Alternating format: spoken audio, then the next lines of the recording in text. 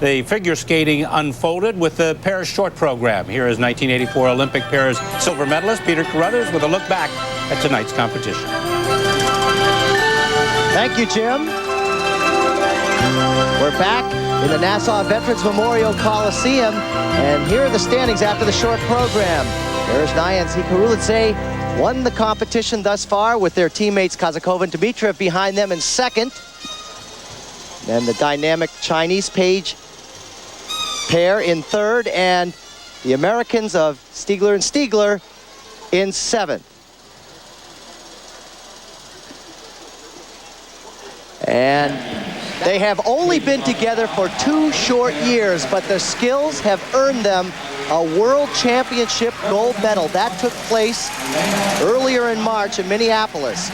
Olympic silver medalist Elena Berezhnaya and Anton Sikarulidze from Russia. She is 20, he is 21. They have the most speed of any pair in the sport of pairs figure skating. This is the short program. They are very dynamic and exciting to watch. Coached by Tamara Mosfina.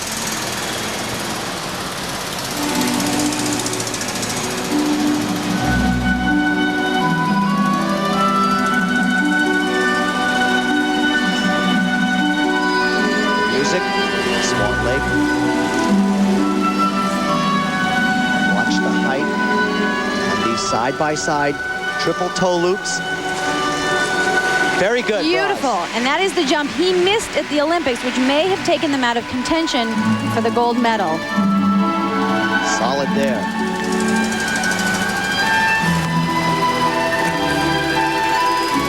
Split double twist lift. She has a very delicate look, and even though that may seem like it could be frail, Coach Tamara Moscovina says she is small, but she does not know a person with more strength. Nice unison on the side-by-side camel change camel combination spins.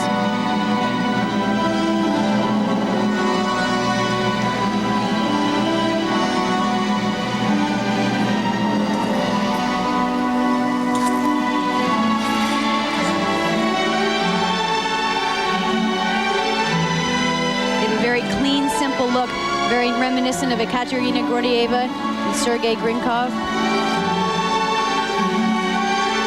Required elements here. This is the backhand-to-hand press. Look at the coverage across the ice, the dismount, the extension, extraordinary.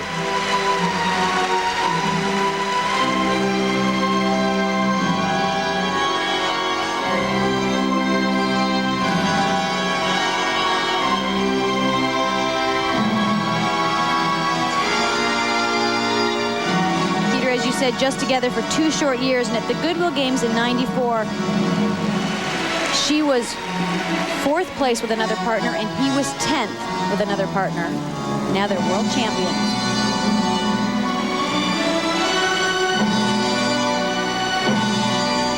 The final move, or one of the final moves, the backward outside death spiral.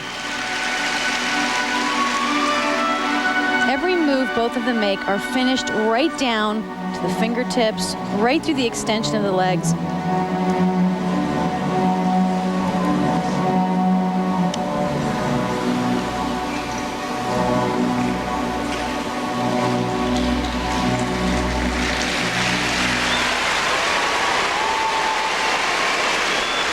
Elena Berezhnaya and Anton Sikarulidze have nailed their short program. No mistakes. They have set the bar in this pairs short program competition. Well, that was the situation with Berezhnaya and Sikarulidze. They scored from 5.7 to 5.8 required elements, and then from 5.8 up to 5.9 for presentation. So very strong for them. The stage was set for their teammates, Kazakova and Dmitriev. They were last to skate. So this is how Rosalind Sumners and I called the short program for Kazakova and Dmitriev. You have to be impressed with the track record of Artur Dmitriev. He has been sensational at 30 years old with his partner, Oksana Kazakova, 23 from Russia. They captured the gold medal at the Olympic Games, having only been together for 3 years. And they have such class and command of the ice. You can just see the look on her face. They're both tough competitors, and they're going to open their program with the side-by-side triple toe loops.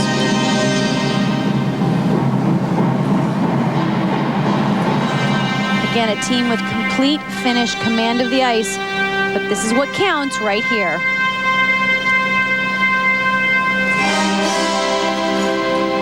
Beautiful.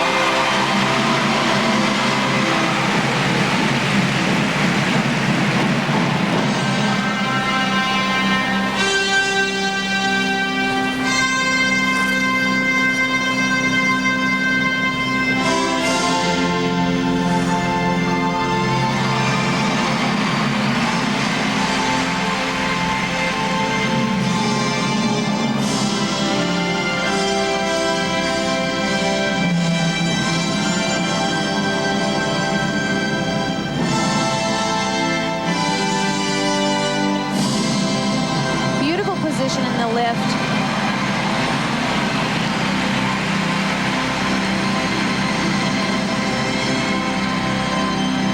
Showing her flexibility in the spiral sequence.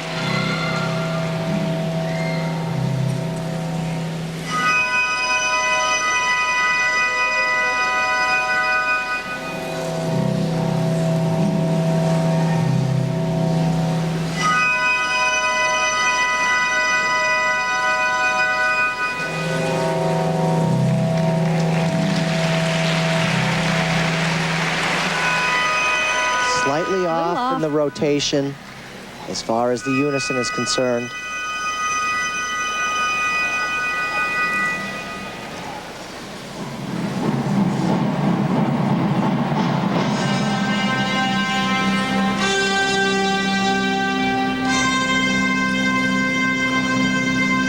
You seem a little shaky tonight.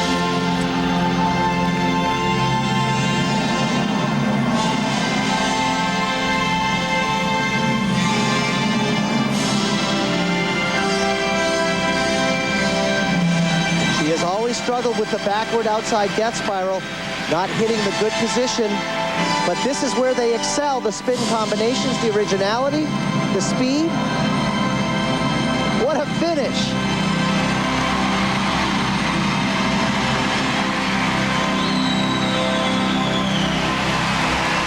Well, the program might have had a few glitches, but they nailed all the elements, and that's what they needed. And what stands out in my mind is the brilliance of Tamara Mosvina to mask any small inadequacy within an element and finish with a big boom the way they did with that wonderful music from Strauss. Artur Dmitriev knows how to do that, finish with a bang. So these are the standings after the short program. Berezhnaya and Sikharulidze in first, and Kazakova and Dmitriev in second. And right now, let's go to Alice Cook for her thoughts on the pairs competition. Peter, I think the top two Russian teams have really raised the standard in pair skating. They've made each other better, and they've made pair skating in itself better, and it's been great to watch. Back to you. Very good point by you, Alice.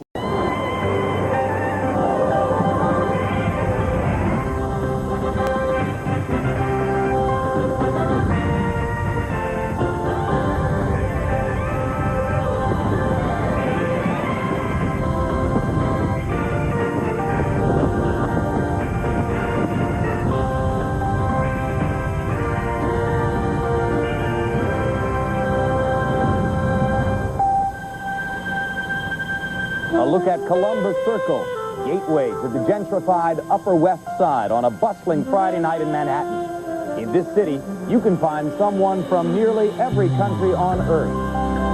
And tonight, we are in the shadows of the Twin Towers, docked at the Harborside Financial Center on the Jersey side of the Hudson River, with the sunset cooperating to help us provide you yet another spectacular picture of the city that never sleeps, never stops, never slows down even for a second. Welcome back to the Skyline Princess.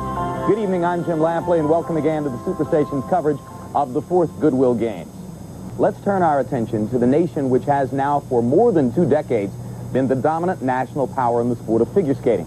Entering tonight's pairs free skate. Yelena Bereznaya and Anton Sigurlidze lead their Russian rink mates Oksana Kosakova and Artur Dmitriev. And in the men's competition, Alexei Urmanov and Evgeny Plushenko lurked dangerously behind the leader after the short program, American Todd Eldredge. All 6 of those Russian skaters have been nurtured on the same ice by the same teachings.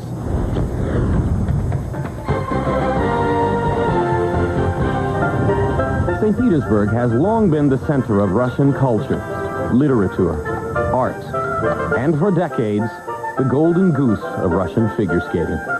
From the Protopopovs to Kosakova and Dmitriev, those skating out of this city have owned a near birthright to Olympic glory. Yet that glory was the product of Soviet ambition. And as the old guards try to protect their legacy, they wonder if these faces will ever be seen by the world. For the children, things are very different now. The state used to take care of everything: food, costumes, travel, ice time.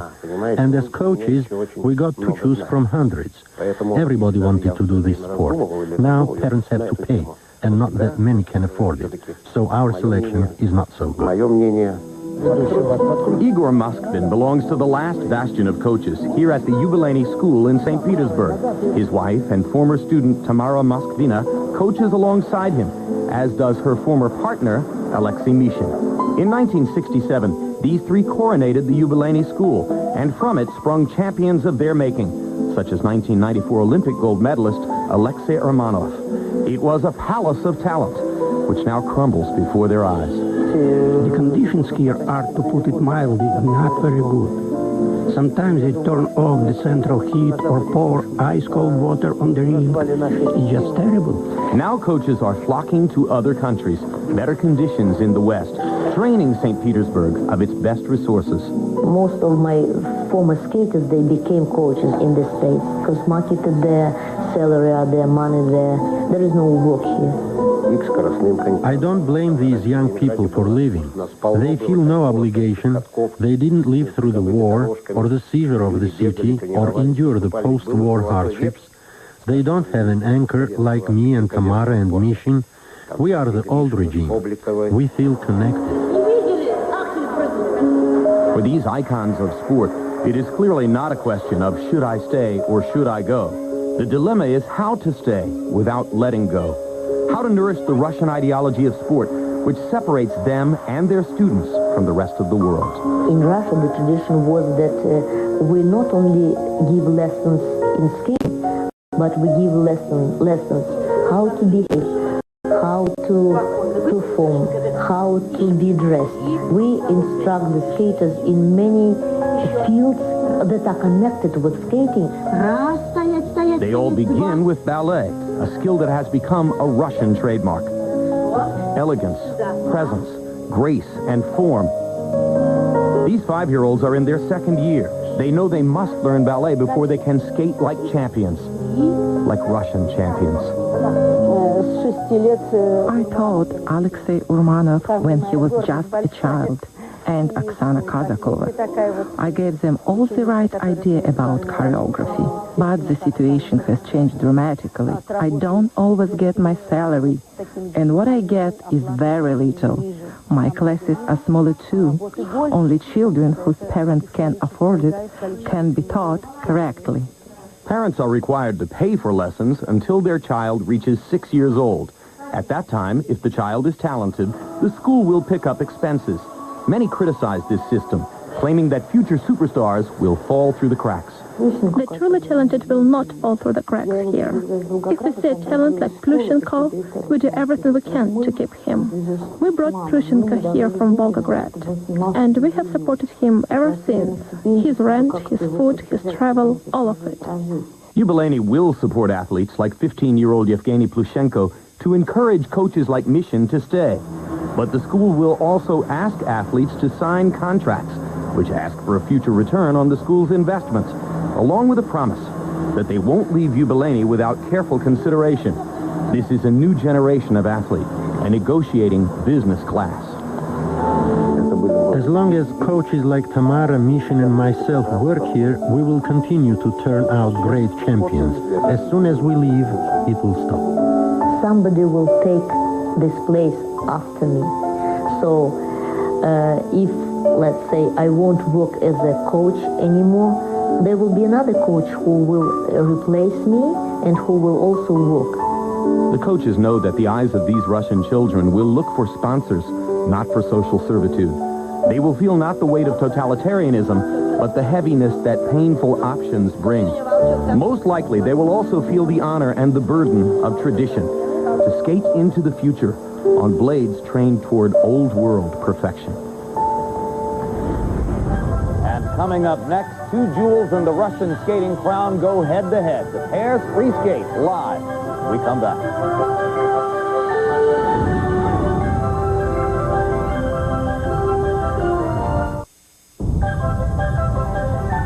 Live in New York on night 13 of the Goodwill Games, a full weekend of sport yet to go. For live coverage of figure skating sponsored by MCI, we head out to Peter Carruthers at the Nassau Coliseum. Peter? Thank you, Jim Lampley. We're getting ready to kick off an outstanding pairs competition. For on the ice, getting ready to go, Oksana Kozakova and Artur Dmitriev, the Olympic gold medalists, preparing for their free program. They're in second place right now. I'm joined by Rosalind Sumners.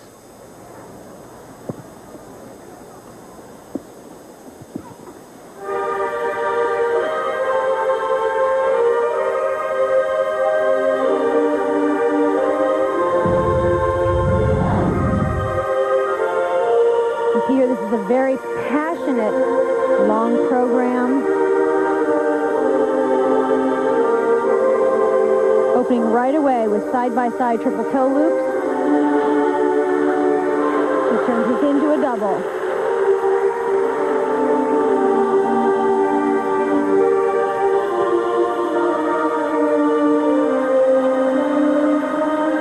A little bit of pressure may be felt because in first place right now after the short program, their teammates, Berezhnaya and Sikarilidze, are out in front. So they are fighting for the gold here.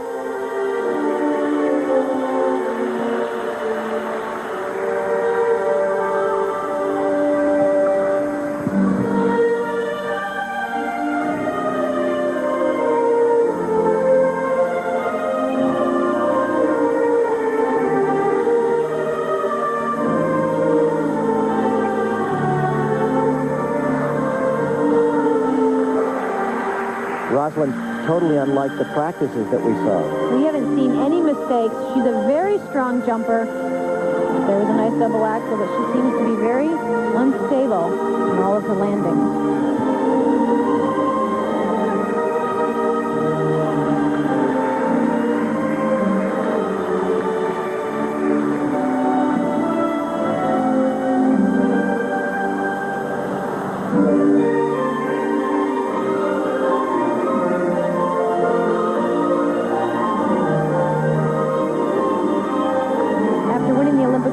They unfortunately had to withdraw from the World Championships due to food poisoning, which opened the door for Berezhnaya and Sikarilidze. Tonight is the matchup.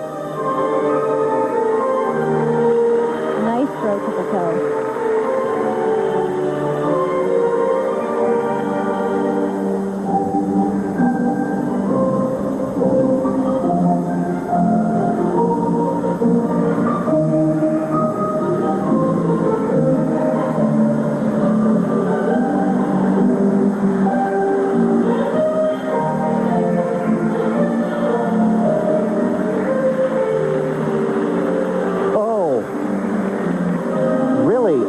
Game. They seem to be making mistakes on such simple things.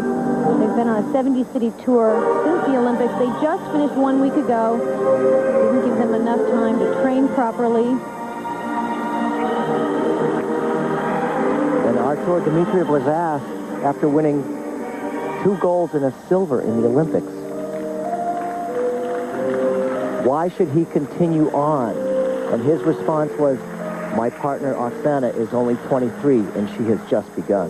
And he's doing it for her. He wants her to have the name and the exposure. They have no plans to retire. He wants to stay competitive. This is the long program that they had in Nagano. only does it have the mistakes, but it doesn't seem to have the magic of that night that got them the gold medal.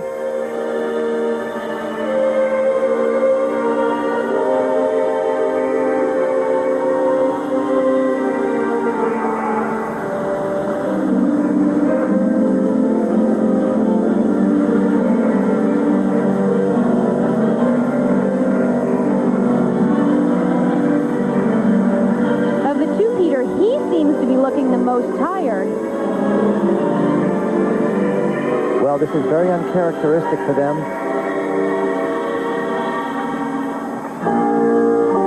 First in their group to skate. They are in second after the short program right now.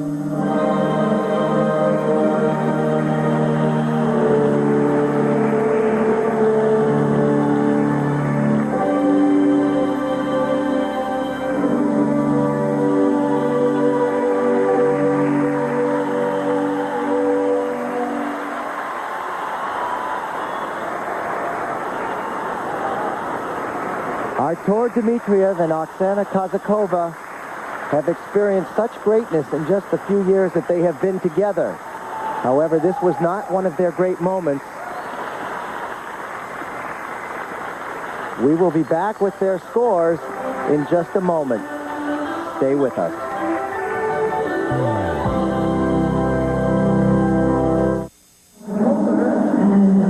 Back in Long Island, here are the scores for technical merit for Oksana Kozakova and Artur Dmitriev. Not their best performance, a low of 5.2 up to 5.6.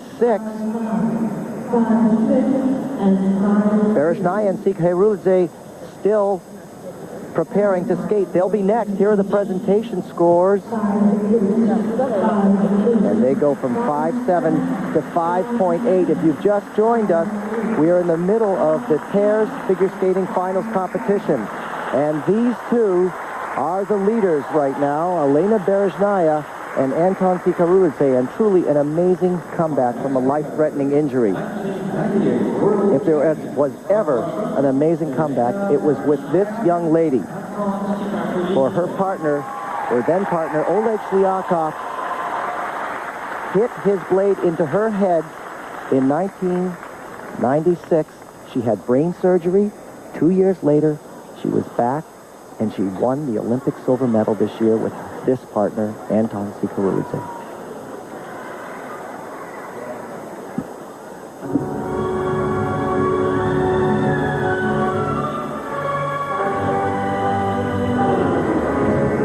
And Rosalind Sumner's watching them skate. It seems as though that injury is just forgotten. And she has said she has completely put it behind her.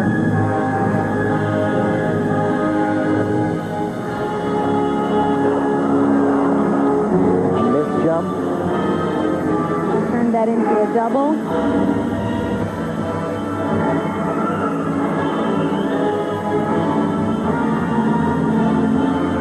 Again, Kozakova and Dmitriev haven't put the pressure on them, but they cannot afford any mistakes.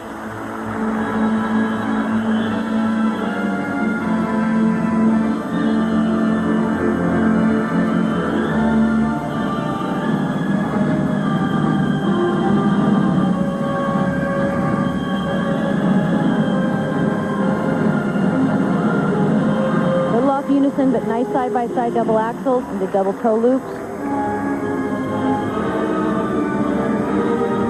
Remember, these two train with Tamara Vlasina in the same rink as Kozakova and Dmitriev, Yablini rink, that is under construction. And they are going to have to find another training place. So no longer will they skate in St. Petersburg.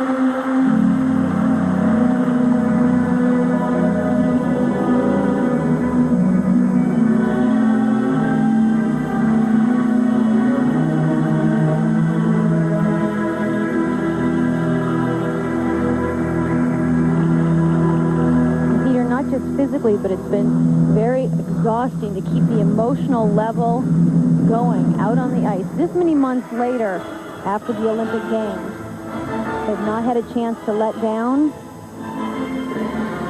Look at the size of that. It was big, but she just couldn't quite hang on to that landing. Legs seem a little weak tonight.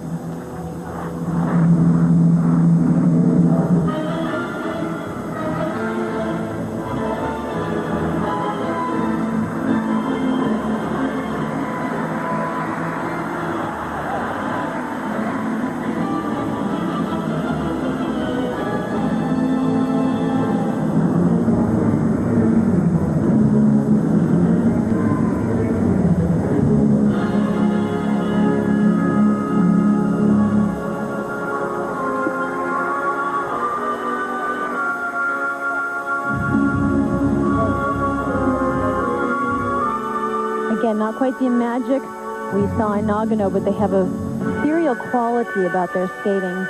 Again, very reminiscent of the Katerina Gordieva and Sergei Grinkov. Even struggling on the unison of the spins tonight.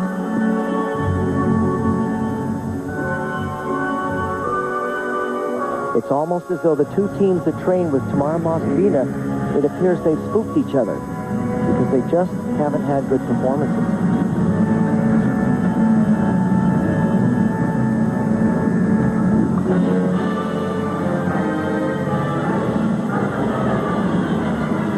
Teams respect and admire each other so much. Artur Dmitriev has actually been very helpful with this team, with advice. And yet, Berezhnaya and Sikharulidze now have the experience and confidence to beat their teammates, and that's what they want tonight. Was it enough, Peter?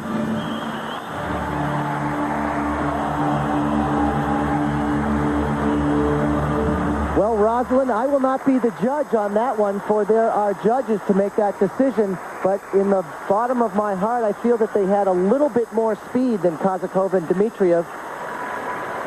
But we are going to have to wait and find that out. And now Berezhnaya and Sikharulidze will see if their first place lead after the short program will hold. So we'll be back for their scores when we return.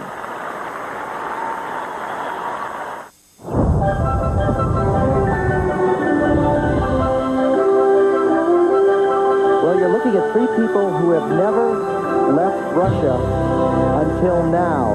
Elena Berezhnaya's mother on the left and Anton Sikharulidze's parents on her left. And this is their first trip to the United States, so they have seen their children compete here at the Goodwill Games. The marks for technical merit, again, not high. A low of 5.5 up to 5.8. And of course, these marks going up to a 5.9. And those marks are enough to move them into first place over Kozakova and Dmitriev, with the French team in third at this point. Free program for the pairs figure skating here at the Goodwill Games. Berezhnaya and Sikharulidze are in the lead, but some interesting things could happen, Roz, because the very dynamic Chinese pair team could upset a lot. And we're not going to have to wait long to see what happens, because they're on the ice. Shen and Zhao Hongbo of China are third after the short program, so they could really throw a wrench into this. They are amazing to watch. They have so much excitement within the lifts and the throws, and they have improved so much. Fifth at the Olympics. Has been opened for them to win. Whoever wins the free skate will do it. Now that's when the pressure can either affect you, or you step up to the challenge and you walk through that door. And this team has the strength and the athletic ability to do it. With moves like that. Oh. Unbelievable heights, and they're going to go right into side-by-side triple toe loops. They've both been skating very strong in practices. No. She's missed it. There seems to be a very strange karma in this building tonight. They're not the same skaters we've seen in practices. All the pairs were very aggressive throughout the practices, but now mistakes occurring throughout. But watch the height on that throw triple loop. Rosalind. Unbelievable. She's over the board. Have you ever seen a skater higher in the air? Never. And he's actually shorter than both Sikurulidze and Dmitriev, and yet he throws her the highest.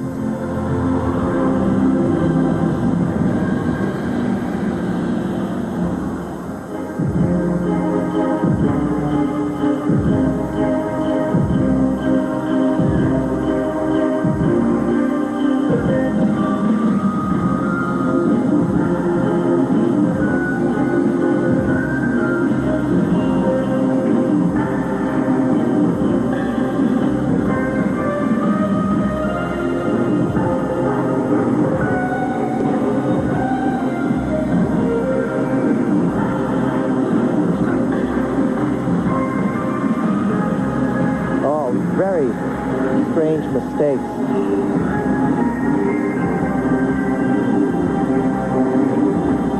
We have to consider this, that in 1984 and 1988, the Chinese pair teams placed last at the Olympic Games. So Shen and Zhao have really moved things up, placing 5th at the Olympics. Oh, but She's not even completing her rotations.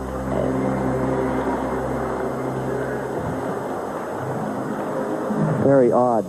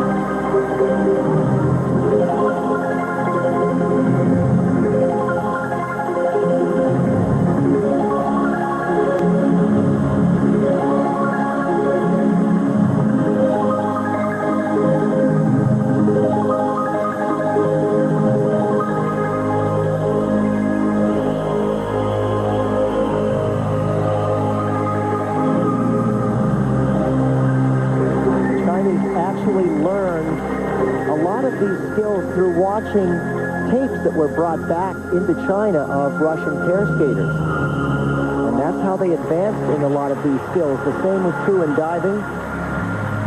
And they have made such tremendous improvement through the years, and now really a force to be dealt with in pair skating.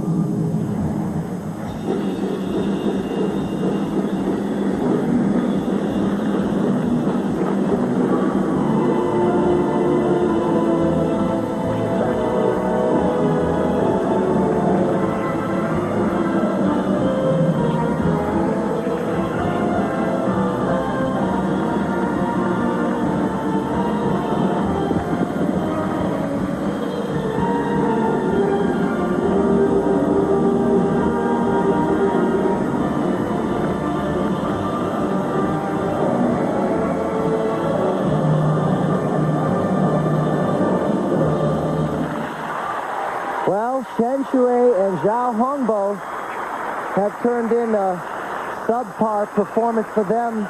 Really, the top teams that we expected to skate well have all made fairly significant mistakes.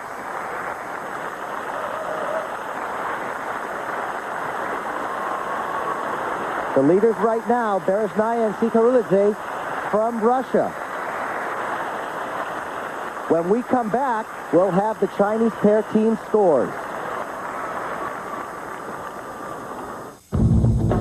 Bringing you back live from New York with 12 of 14 races now complete in the dual swim meet between the United States men and the Goodwill World Team. The competitive issue no longer in doubt. Goodwill World Team leading the USA 66-39. We'll provide a final result very shortly. Now let's go back to the Nassau County Coliseum, where there is one more pair yet to skate in the pairs competition. Here's Peter Carruthers with Roz Summers. Thank you, Jim. Well, we do have another pair to skate. But look at Todd Eldredge warming up for the men's finals. I don't think he looks very nervous. What a way to keep it in perspective. And right now, we're back with Shen and Zhao Hongbo from China. They have just had a real tough time on the ice with their free program. Here are the technical merit scores from 5.0 up to 5.7. I think the 5.0 is right on. There were so many jumps, she didn't even complete the rotation and fell on. The marks for presentation going up. But again, it didn't have the personality and the speed that we saw in the magic at the Olympics of this up-and-coming team. But that does move them into third place behind Russians Kurilidze and Berezhnaya, who are in first, and Kazakova, Dmitriev in second. The Chinese are in third, and now it seems as though we're just waiting for a good performance.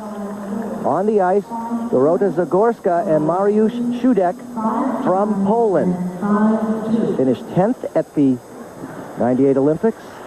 They are the four-time Polish champions. Last year, they spent part of their summer training with Radka Kovarchkova and Renee Novotny, the 95 world champions from the Czech Republic. So, hoping some of their expertise will wear off in this, really what presents itself as a great opportunity. And they have to skate clean to move into third position, which again, another door has been opened. Can they withstand the pressure?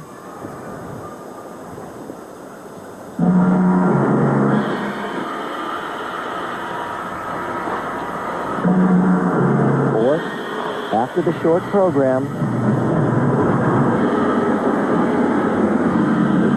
They've been together since 1994. Nice opening.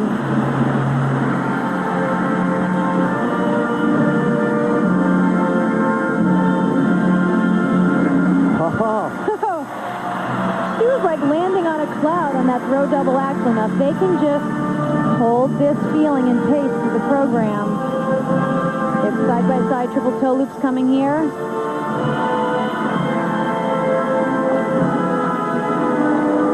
Again, little mistake on the landing.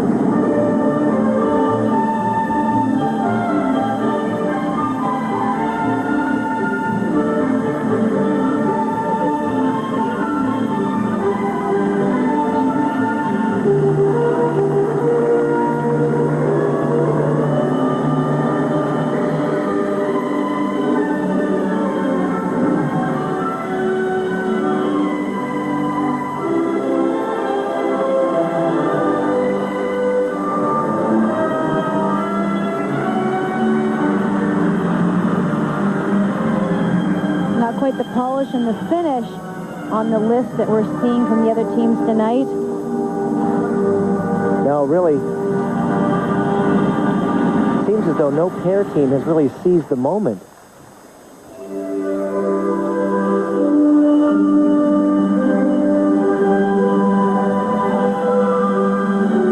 Poland has never won a world or Olympic medal in pair skating.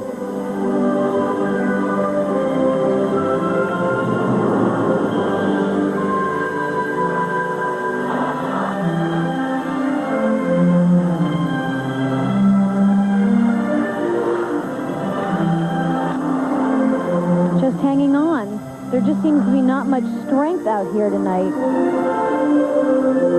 When you say that, Roz, I know what it means, but it really can take over an event, can it? Feeling in the building from the audience can also be felt when you're out there skating. You need that energy. But first you have to give it to the audience.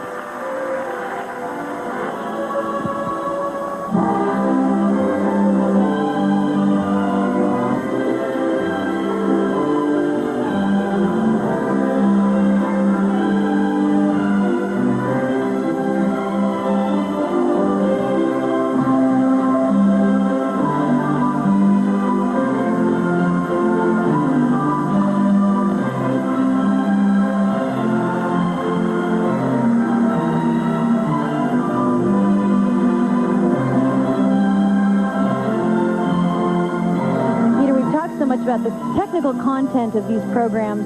If there are so many mistakes made, where do the judges come down to finding the difference? Well, in the mistakes that are made, at this point, it's like who makes the fewest amount of mistakes. It's really not a good situation to judge at all, and I certainly wouldn't want to be judging. They look at the presentation then? Is that the next place they go?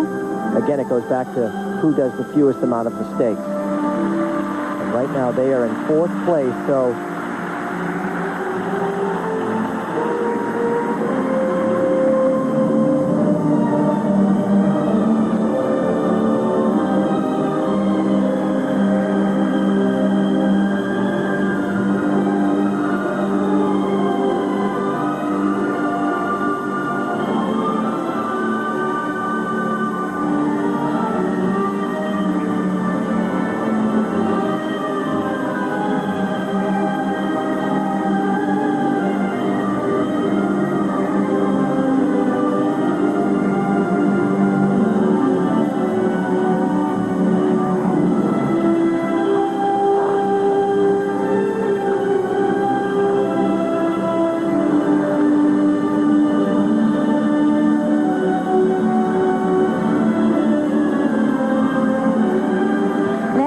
believe it or not, tonight, so far, the best program we've seen are from the Stieglers, who are not even expected to do anything. Everybody else has been struggling. Well, Dorota Zagorska and Mariusz Shudak, who are in 4th place after the short program, had a golden opportunity to really skate well and maybe move into the medals, but that is definitely questionable. And Zhao Hongbo had an interesting comment. Actually, he said of the overall competition in pair skating here at the Goodwill Games, he thinks that this is just so early in the season, and right now, everyone's not in their top physical condition. So that's his feeling on the event, and he may be fairly accurate with that, looking at these performances. Here's the throw triple sow. Watch the ending, just leaning too far forward. She can't hang on to the edge.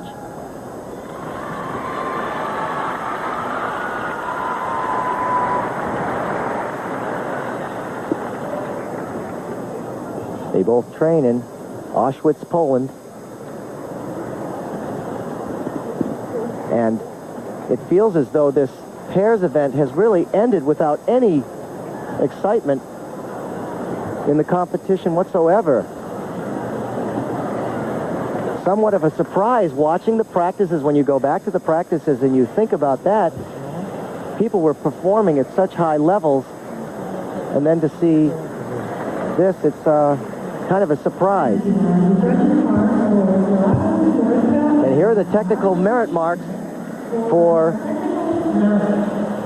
the Polish team from 5.1 to 5.6.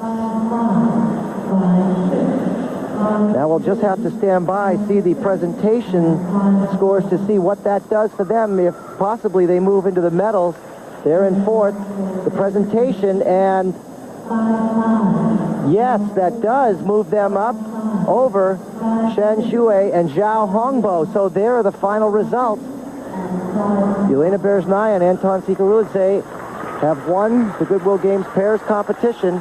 Their teammates in 2nd. Down to Tiffany Stiegler and Johnny Stiegler in 7th.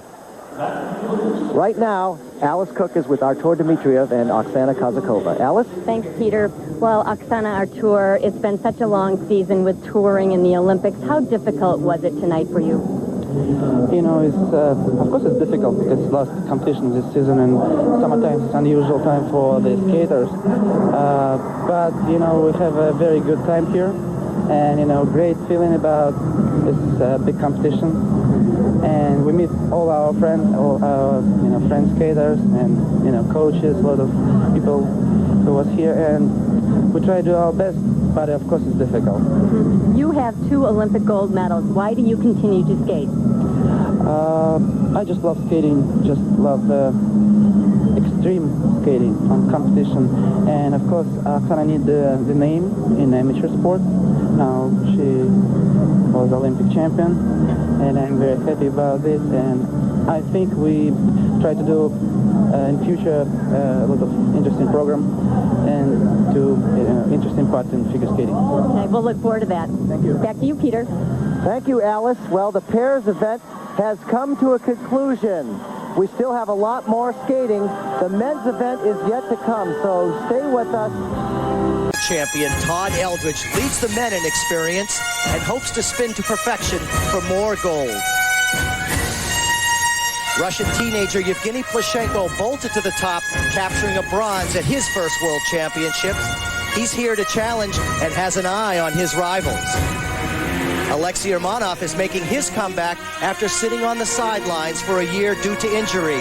This Olympic champion has healed and is ready for a fight for the gold.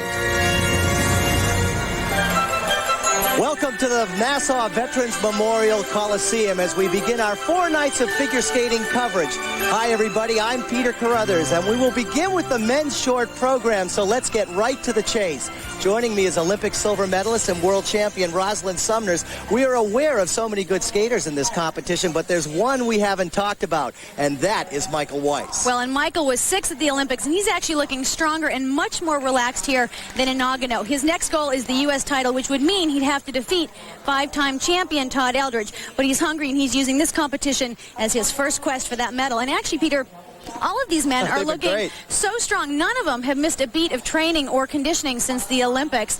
I mean, they all just look great, doing triples, combinations, quads, back-to-back long programs. I mean, it's amazing. And this is summer. They should be taking a vacation, and they're out here. They're looking great.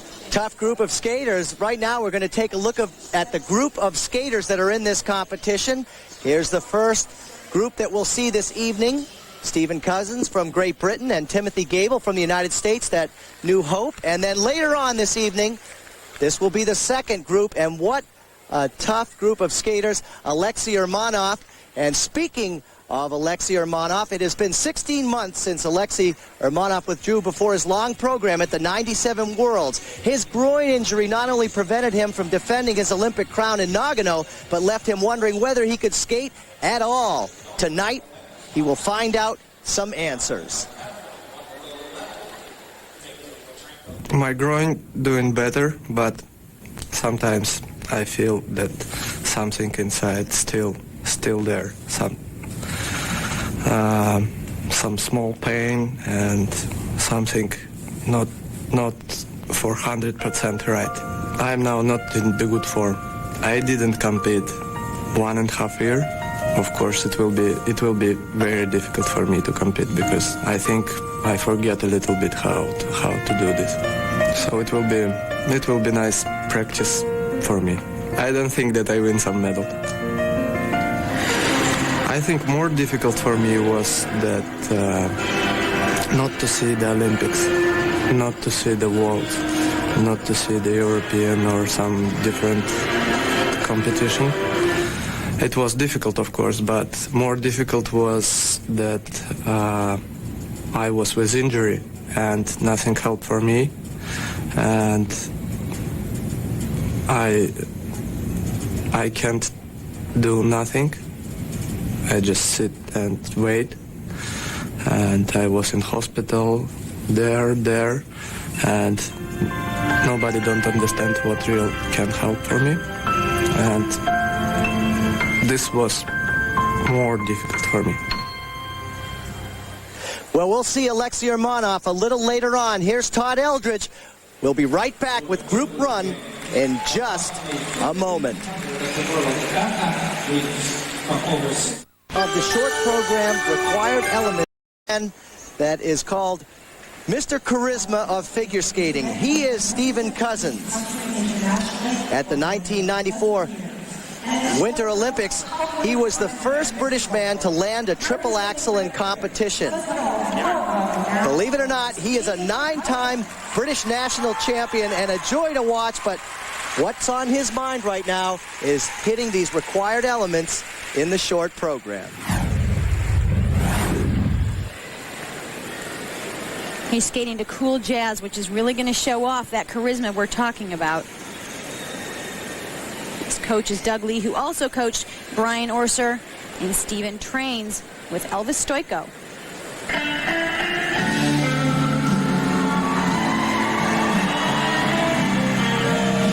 Stephen is one of the few skaters that can get the audience right in his grip in the first few seconds of a program. And yet all that matters right here is the triple axel, triple toe loop combination.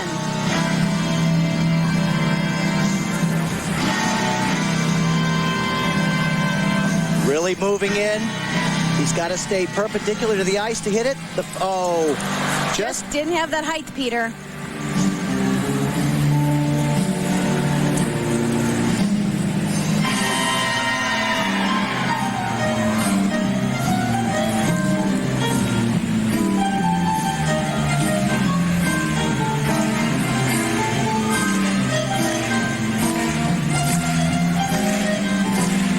Circular footwork, clean and precise.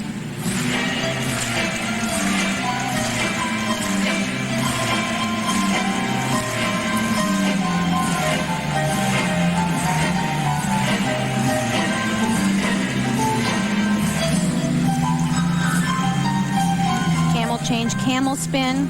Again, the spins being just as important in the short program as the jumps.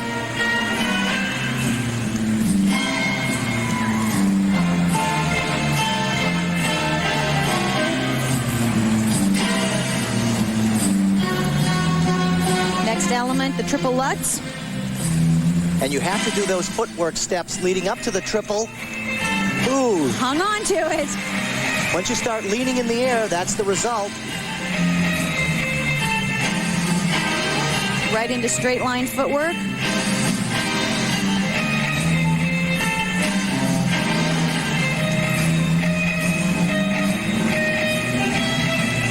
Fairly easy move, just a double axel here. Nice. They all must perform that. Believe it or not, next year they will be able to perform quads in the short program. For now, only a triple. It's also very hard to be the first skater out of the evening. The judges not knowing how to judge the marks. You make a mistake or you set the standard for the skaters coming up behind you.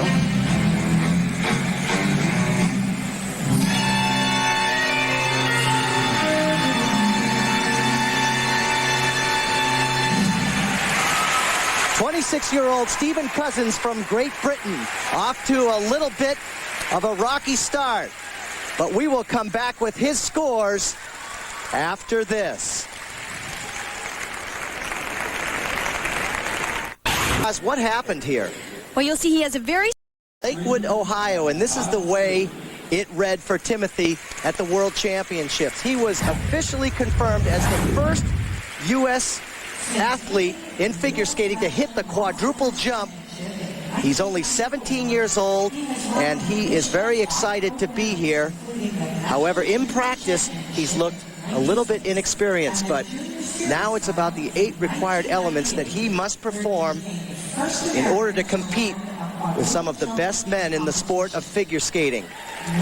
Peter, he said he's not been intimidated on these practices with Olympic gold medalists, and yet the practices have been weak. And actually, I think he's been more in awe to be out here. And this is where the experience starts, right here tonight.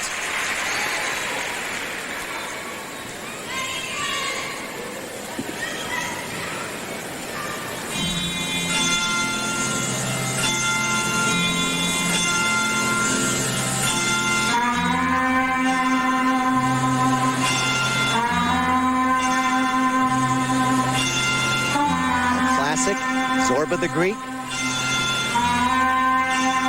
Coached by Carol Heiss-Jenkins, who also coaches Tanya Kwiatkowski. They train together. He said he's learned from her to have a goal and the determination to get it done. He opens with a footwork into a triple Lutz.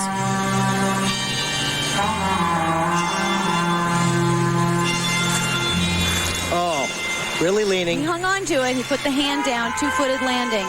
He's leaning over on the takeoff. Right into the difficult triple axel, triple toe loop combination.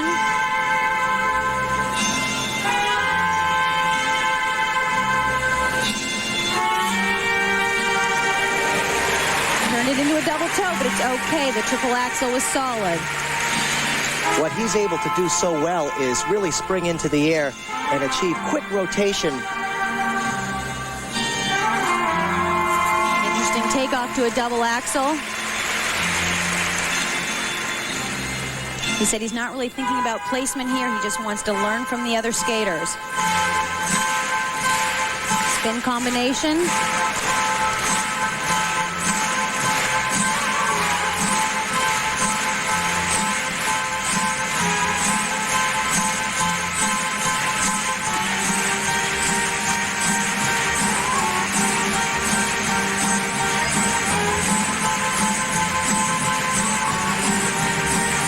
Straight line footwork, speed, difficulty.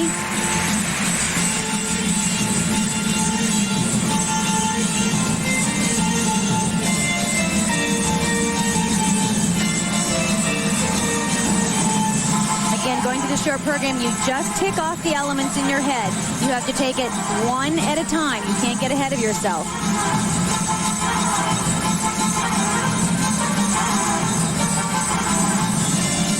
Circular footwork. Again, it's all about filling out the ice, the intricacy, difficulty of the steps. The final death drop. Again, his first time in front of the senior international competition judges. He wants to make that first impression. Hello. Good for him. Well, he made his impression in Lausanne, Switzerland on March 8th. At the ISU Junior Series Finals in Lausanne, and it was at the World Championships in March that they said, yes, he was the first American to land a quadruple jump. Now, what happens here is he starts to lean. If you lose that perpendicular look to the ice, it's so hard to fight through the jumps. Here's the triple axel. Nice knee bend with height, perfect leg positions. Chose to do a double toe instead of a triple toe, but that is not a deduction. Fun to see, you know. Oh.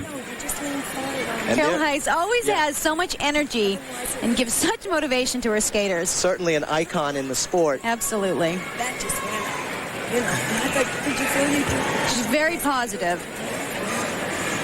Which is so important in the development of a young 17-year-old like Timothy Gable. And he is awaiting his scores for required elements. Not his best, but I think, Roz, just to hold your nerves together in a major international like this is the greatest learning experience he can take out of this Goodwill Games competition. And he also took a step up from the practices we've been seeing all week. Sign of a champion.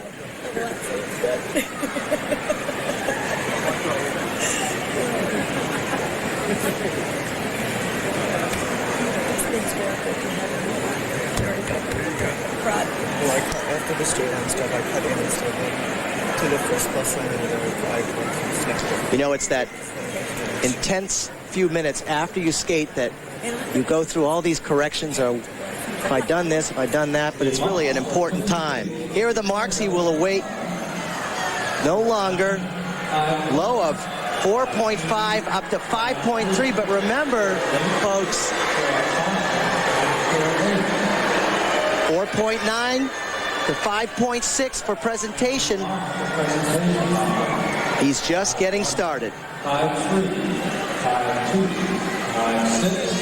But here is a man who is not just getting started. He is 26-year-old Todd Eldredge from Chatham, Massachusetts originally.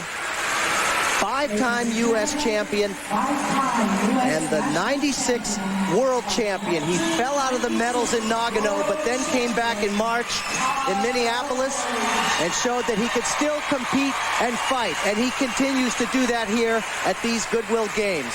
Todd Eldredge is in shape and ready to go. His short program about to take place.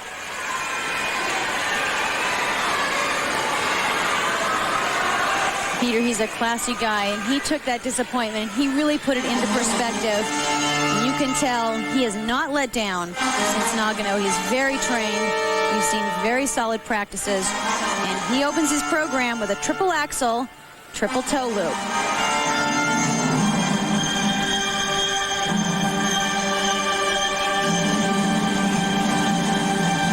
very consistent in the short program. Sometimes it's the long program where he can start to fall apart. But this is something that he has nailed.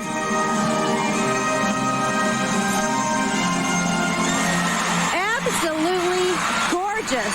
Huge triple axel. Nice solid start to the performance.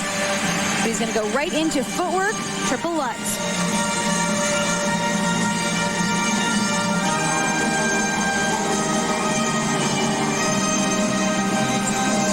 Oh, nice. But you can really see him start to lean, and no matter what, he pulls it off. And that shows a true fighter, Peter. And great awareness of where he is in the air. And he's not just a jumper, he has very solid, centered, fast spins.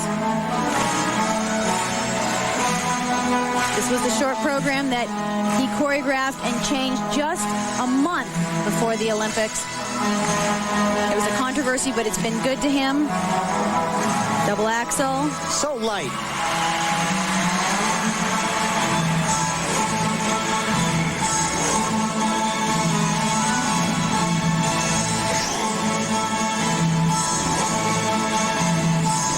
Circular footwork. Entertaining the judges. He's really learned over the last few years. We've seen him come out of his shell in the performance side of him. Nice death drop with a very interesting position on the back sit spin.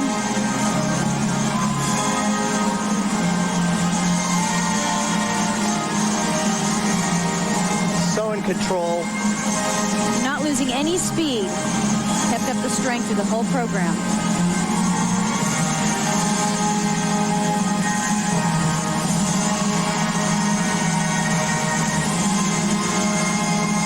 Final combination spin. Camel, sit. Look at the speed on this. Back sit with a back scratch spin.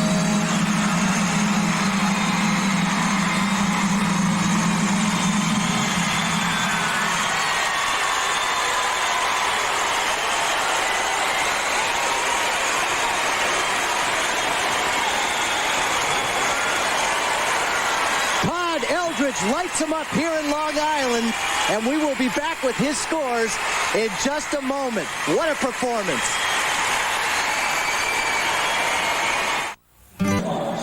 Back in Long Island, Todd Eldredge, his scores. Let's see the triple axel first. Absolute textbook legs, height, so much time to land it and take off for the triple toe loop. Beautiful. Fantastic. His scores come in very high. 5/8 solid right across the board. The presentation scores, a little drop with China, but still, Todd Eldredge is the one everyone is chasing. Giving Takeshi Honda of Japan some last-minute advice. Takeshi's 17 years old. He trains in Simsbury, Connecticut. He took 11th at the Worlds and then 15th at the Olympics in Nagano. In 1996, he became the youngest male ever to win a Japanese title. The music 2-minute warning, specially composed for him by Ernie Albert. Choreographer Leanne Miller has really tried to bring out Takeshi's strength and personality here, opening with the triple axel, triple toe loop.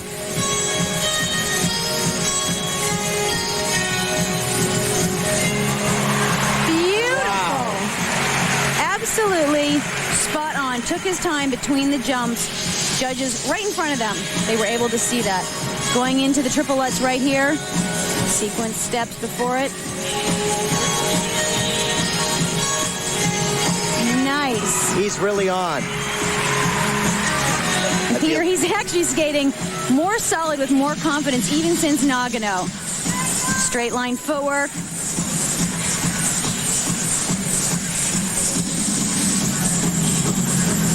Totally attacking.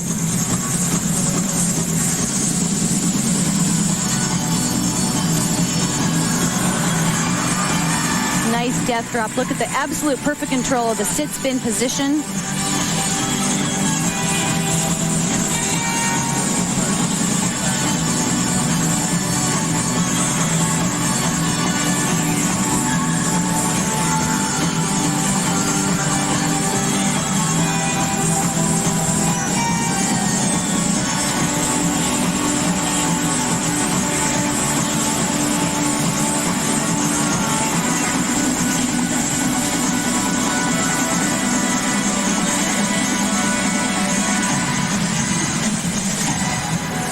Serpentine footwork.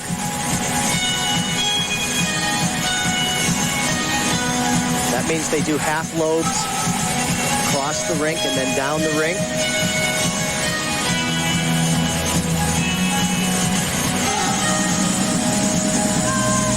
He's completed the hard elements. Here comes a double axel. Should be easy, and it is. Beautiful. Look at the smile on his face.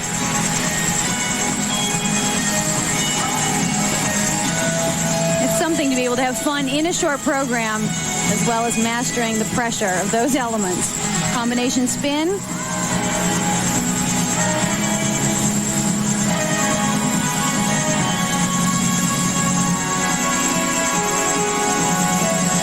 Oh, he's going to be very proud. Good for him.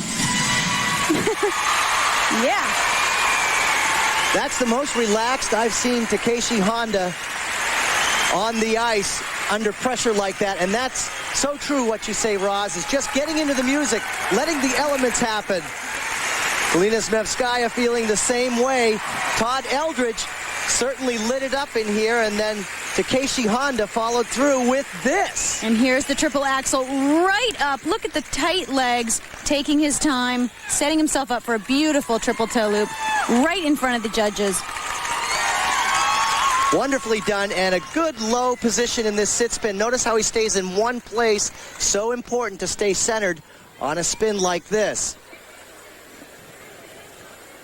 And there's Galina just saying, whew, I'm glad it's over. My student did well. Very good. This is for you.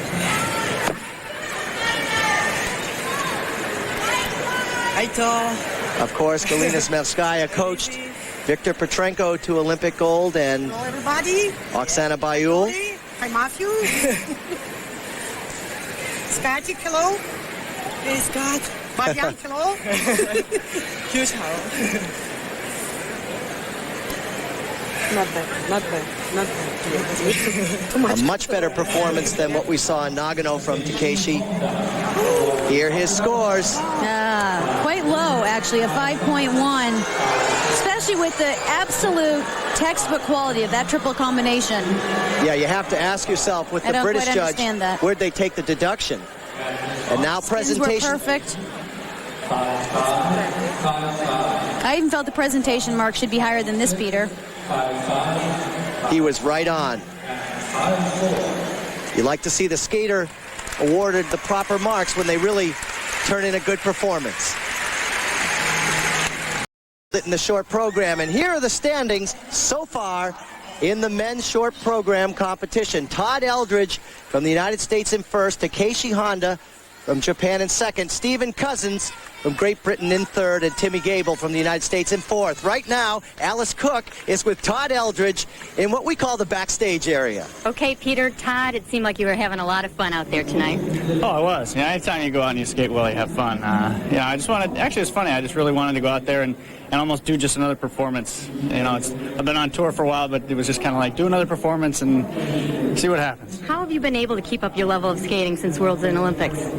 Well, it's actually been interesting. I've really only had like the last week to get into remembering the programs and training.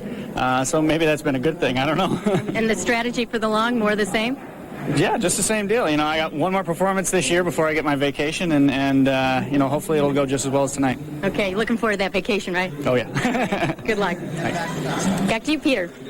All right, Alice, a very composed young man will go out first. Michael Weiss from the United States will skate second in this group, and Li Yongfei from China third.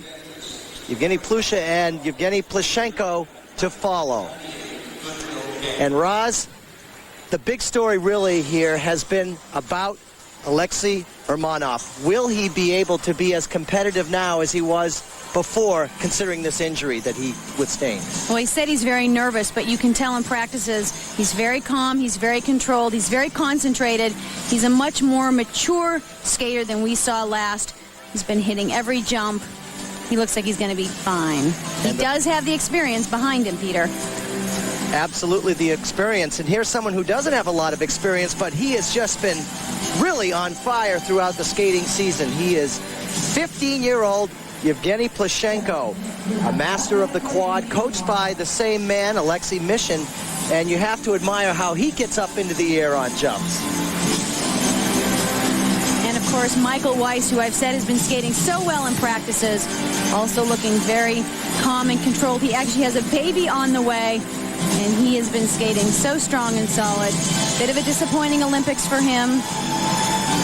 He's got it together here, though. Proud father-to-be, that'll motivate you. Absolutely. But he has been really terrific in practice, and look at the upper body strength that he has. It's really tremendous.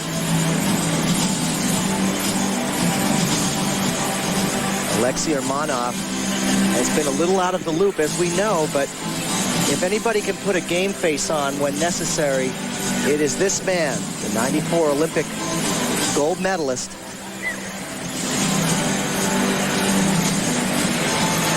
Always quite an interesting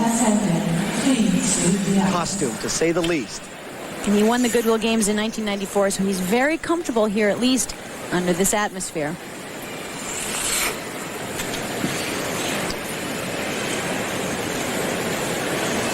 So Alexei Urmanov, with gloves in place, gets ready to fire off the 8 required elements that he must really execute, and execute well, because Todd Eldredge has really been the master of that. Then Takeshi with another great program, so the pressure is on. 94 gold medalist, once again, is back in the equation.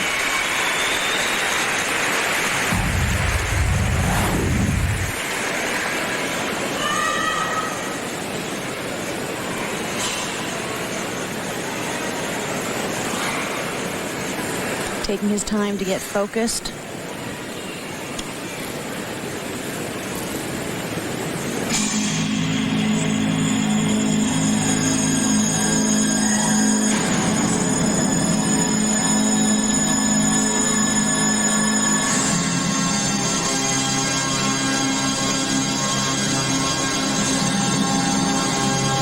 And again, we've talked about textbook jumps. And he has them opening here with a triple axel, triple toe loop.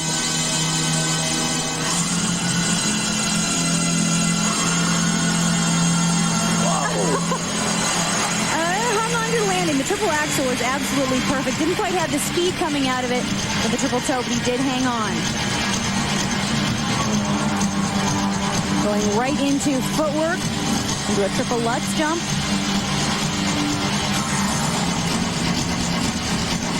Look at the posture he has going into the jumps.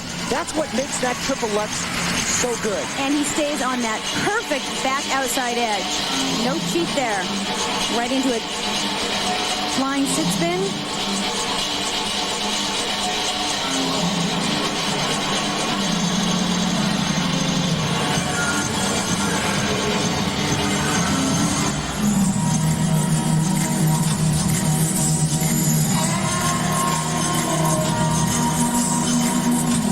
A bit of a new style. We're used to seeing him a little more classical. And even though he's been away from the competitive scene, he's actually really grown and matured, Peter. You can see a new strength. Looks more like a man on the ice now. 25 years old.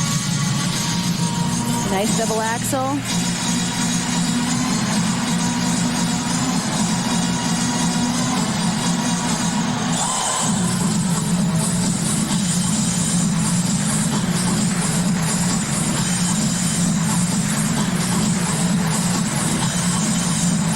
Well, if he was nervous, it's not showing. He's skating very smooth. Here, the straight line footwork. Again, all about the intricacy.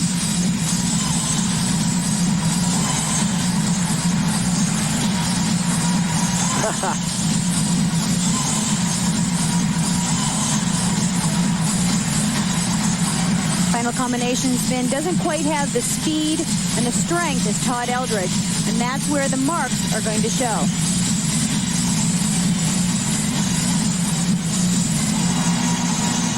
Well, for a man that's been out of competition, quite a comeback. And a very competitive comeback. Alexei Urmanov, 25 years old, from Russia, trains in St. Petersburg.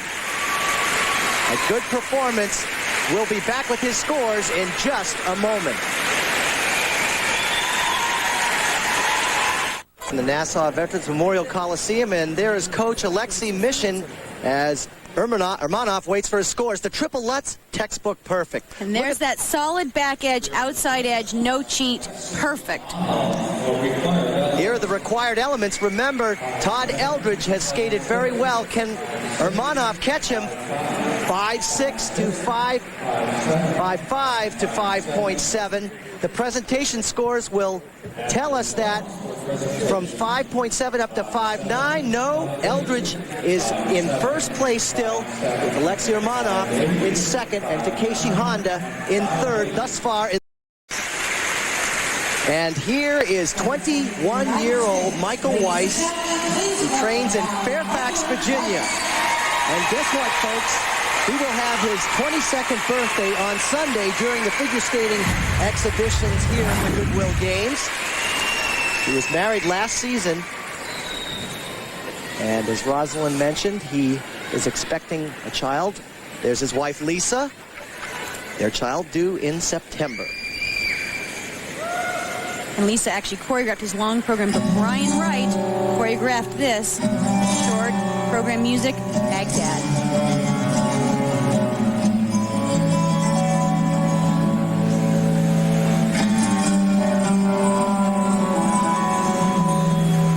It's a very simple, clean, strong look, but he has to hold up under the pressure, starting with the triple Lutz. Oh, what a... Completely missed the toe pick. That was a disaster. That was a disaster. Didn't even get a double off. 0.4 of a point deduction. And he has to follow that with a triple axel, triple toe loop. And Peter, I have not seen him make that mistake in practices. That's what happens when all of a sudden you have the pressure of competition. Can't change the timing, Roz. Not at all. He needs this triple axel. Hung on to the triple axel. Changed it to a double toe loop. No deduction.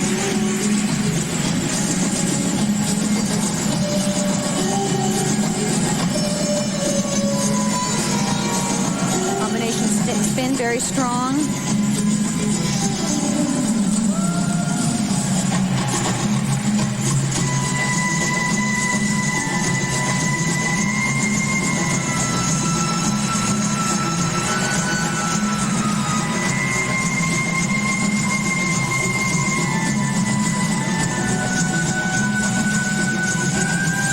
Step sequence.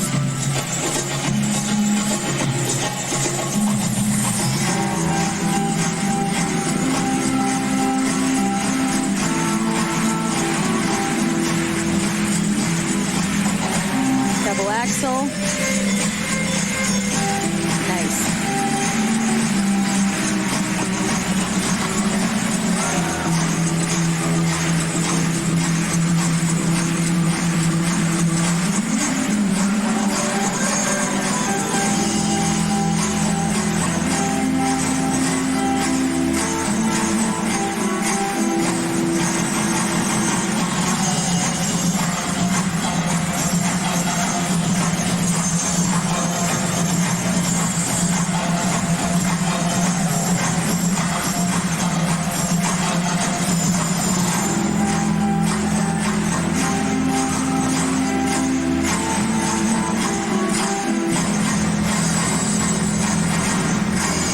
Well, Peter, a disappointing start with a completely missed element, the triple Lutz.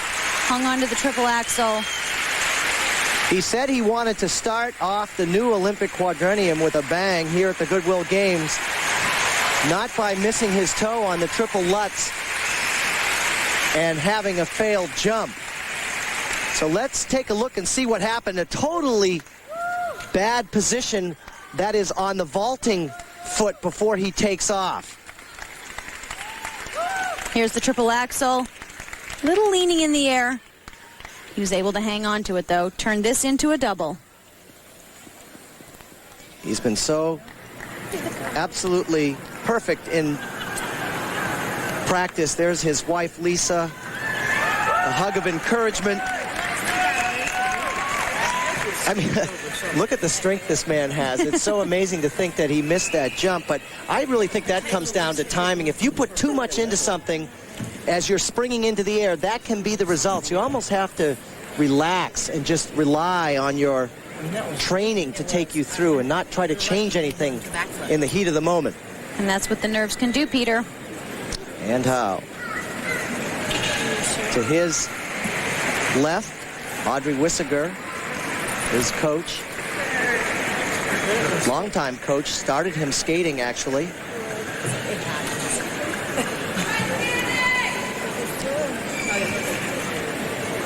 Trying to make sense of what happened. And remember, this is a man who has landed a quadruple Lutz, so to only get up in the air and do nothing on the Lutz, pretty much a bad situation for him and a bad situation with the marks. A low of 4.7.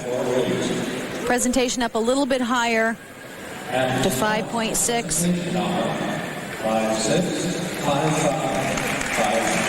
So Michael Weiss goes into fourth place behind Takeshi Honda with Todd Eldredge in the lead and a second. Representing China, our warm-up now for Yangfei Li. From China, 19-year-old Li Yangfei, who lives and trains in Harbin, China, 1998 national champion and the world junior bronze medalist from 98.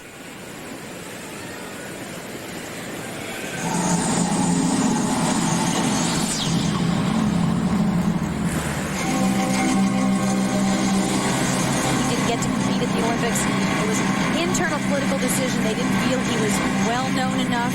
So this really is now a springboard for him to get the attention of these judges. And he's opening with the triple axel, triple toe loop. Oh. Completely leaning in the air. Again, that is a problem on the takeoff. Now going into the triple Lutz.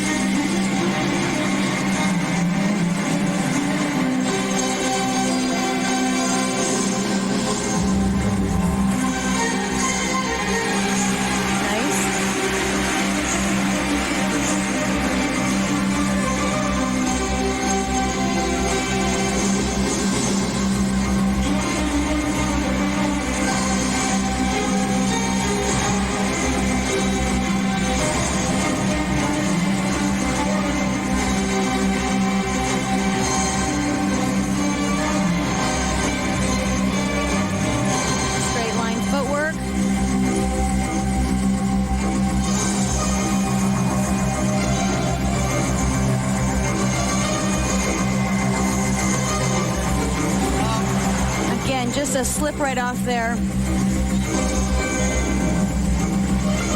Trying to hang on to the spin. A lack of experience.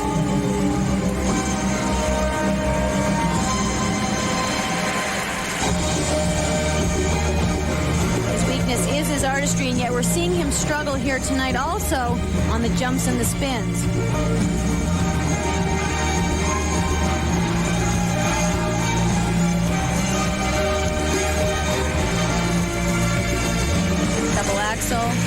We're not seeing the tight leg position that we saw in jumps Takeshi Honda, Todd Eldredge. And that will bring technical marks down. Circular footwork.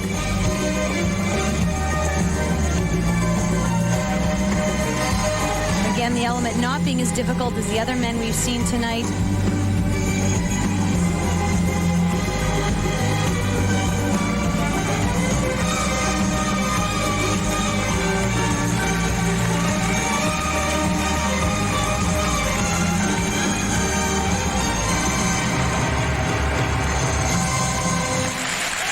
19-year-old Li Yongfei from China. Stay with us. We'll be back with more skating in just a moment. Very much. Yongfei's scores for required elements range from 4.2 to 4.8, and the presentation went from 4.8 to 5.1. Right now, you are looking at Evgeny Pliuta from Ukraine. 24 years old, and he took 9th at the World Championships. People really didn't know a lot about him, but he has tremendous speed when he skates. The problem is if he starts to lean on the jumps, he can really fall off.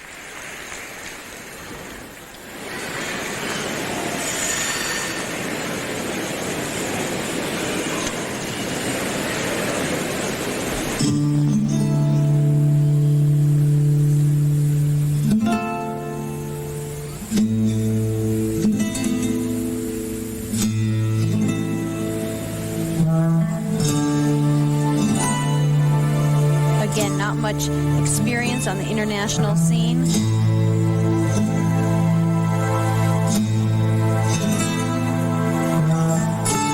Opening with the triple axel, triple toe loop. He's moving, but 2-foot the landing, a little bit of a turn, change the triple into a double. he's only been training for 2 weeks prior to the Goodwill Games due to a strain in his right ankle, so that has set him back a little bit. On top of that, he's debuting a brand new short program. Here, footwork into a triple Lutz. Wow. Nice. Very nice.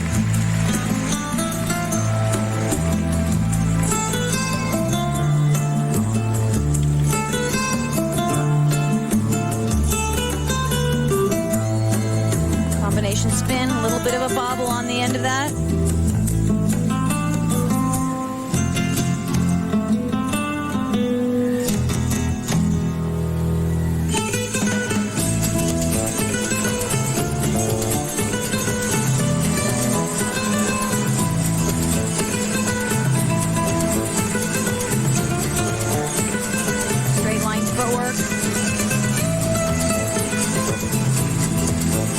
Great music from Nouveau Flamenco. Easy double axel.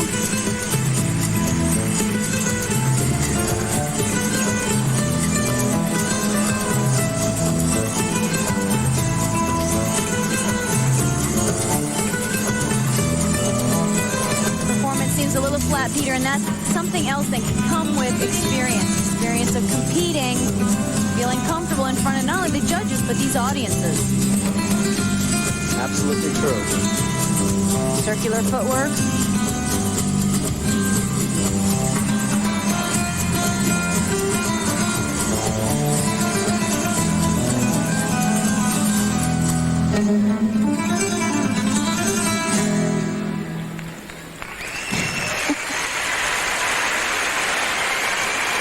Evgeny Pliuta from Ukraine suffered an injury prior to the Goodwill Games.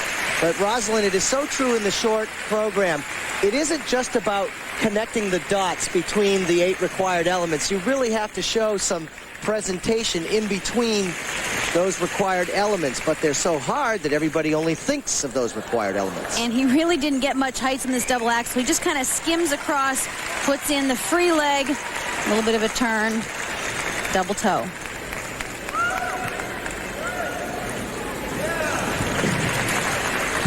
So Pliuta will now get his scores for the short program.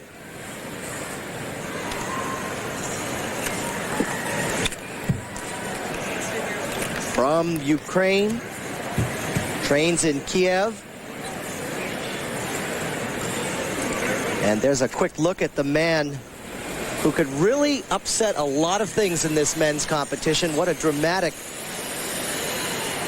situation taking place with Evgeny Plushenko, 15 years old. This could be his moment if he skates well. But first, Pliuta's marks.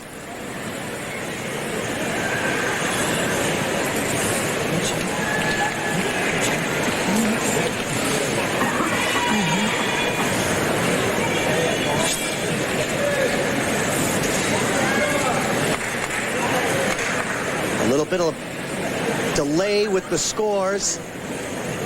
We don't always have answers as to why it takes so long, but the judges individually punch their scores in, and then they go to a master computer.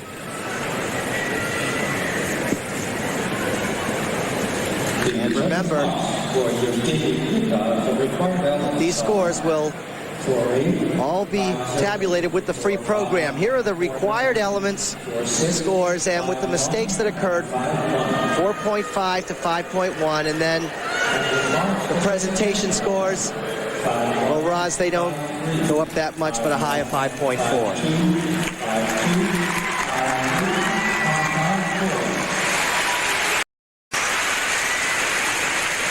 Well, here is Evgeny Plushenko, and I found it very interesting, Roslyn, that the whole time Alexei Urmanov was skating, his teammate was right there to watch him. He's 15 years old and gaining a lot more than experience here.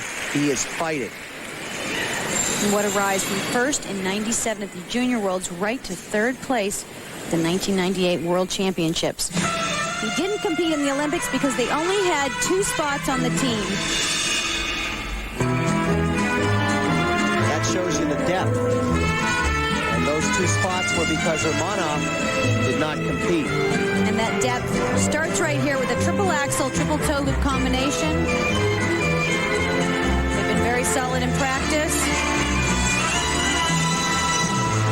A little bit of a hand down, took his time, turned the triple toe into a double toe.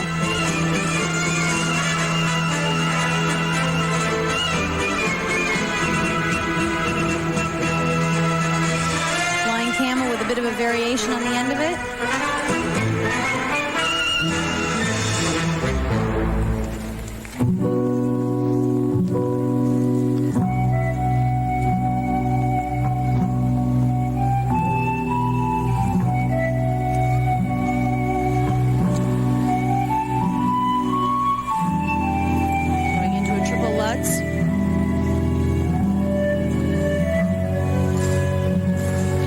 Solid. And look at the position of the arms on the ending. That shows control. And it's tough to stop the rotation when you're in that position. Great control. Don't forget, he's grown 4 inches in 1 year.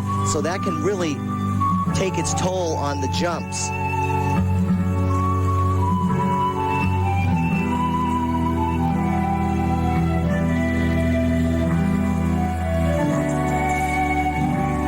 Circular footwork.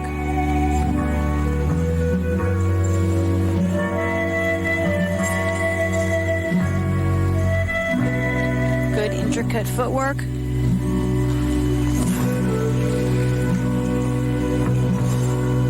Right into a very easy double axel.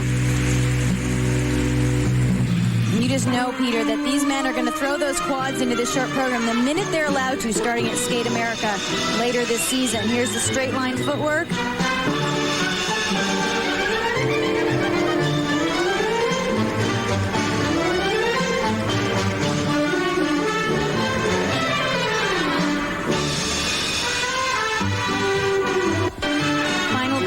Spin. He actually is doing a Bielman spin. You don't usually see a man do it, and he wasn't even able to hang on to it.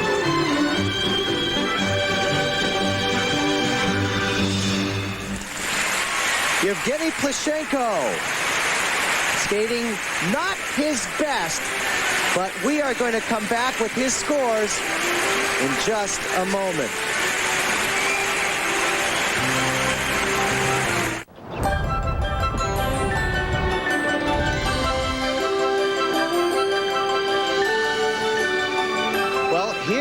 The scores, they will be coming up shortly for Evgeny Plushenko for required elements. They range from 5.3 up to 5.6.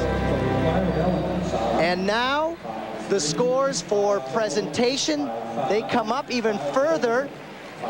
So what has happened in this competition, folks, is that Todd Eldredge from the United States has won the short program. Alexei Urmanov has gone into second position, and Evgeny Plushenko is in third, with Takeshi Honda in fourth, and Michael Weiss from the United States in 5th. A very strong competition. Jimmy Gable from the United States in 6th. Right now, let's go to Jim Huber in New York. Let's see if he can carry that through to the men's free program. And Alexei Urmanov will close the competition. Timothy Gable, we know he can do the quad. The question is, Roz, will he do 2? I would just take 1. I mean, it's amazing the jumps they're out there doing at such a young age, but it's his inexperience that's going to hurt him, and he's just looking for a good finish here. There it was. That was the quad sow cow. Yes, well, Timothy Gable. Like a double. Yeah. Timothy Gable does hold 2 quads, but just a little update on what has happened to the men from Nagano, the medalists that won gold, silver, and bronze. Ilya Kulik, well, he's kind of gone Hollywood. He's trying to actually pursue a film career. That's what we understand, but he's still skating a lot. Actually, that yellow costume, he's going to donate that to a famous sports bar in Las Vegas. And then Elvis Stoico is still healing from his injury that he had at the Olympics in Nagano, but he did do a little bit of touring, but that's a long road back with a hip injury like that. And then Philippe Candeloro, well, I just saw him 2 weeks ago in Los Angeles, and he was just out there lighting up the audiences on the international skating tour that really travels over 80 cities in the United States. And Timothy Gable has really sent notice that he is going to definitely try the quad. There's no question, Ross. Look at this one. Perfect landing. Absolutely. The smile on his face. Let's hope he didn't leave that in practice. What do they say at skating? Hold the landing. But really, terrific to see how easy it is to rotate, and you have to watch carefully for the 4th revolution. It's easy to mistake it for a triple. Yeah, and Stephen Cousins will skate to the theme, Gone with the Wind. He did that at the Olympics and really received a great response from that. So all of these men getting ready with the big finale. What will happen with Alexei Urmanov? Will he deliver a good performance? That remains to be seen. So we're looking at Yongfei Li right now from China, and he is 9th after the short program. Came over late, and the whole Chinese team actually has been complaining about jet lag. They say they get sleepy in the middle of the afternoon, so hopefully he's feeling awake and ready to go. Yongfei Li from China.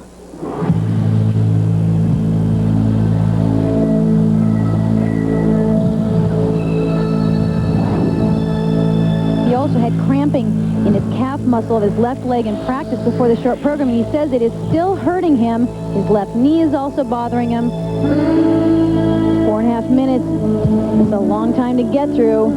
Survive some of that pain. And he's opening with a triple axel, triple toe loop. Just a double.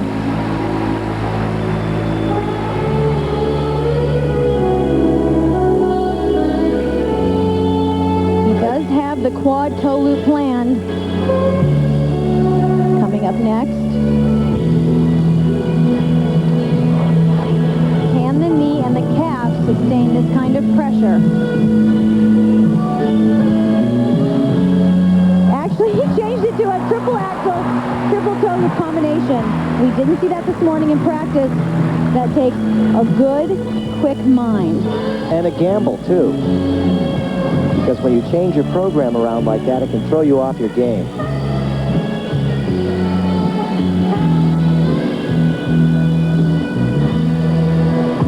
He landed his first quad in 1995.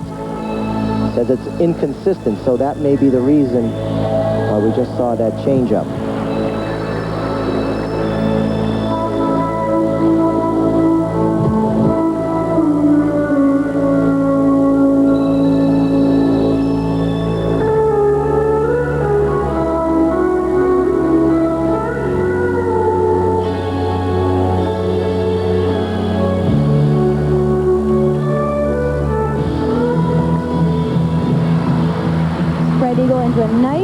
triple Salchow.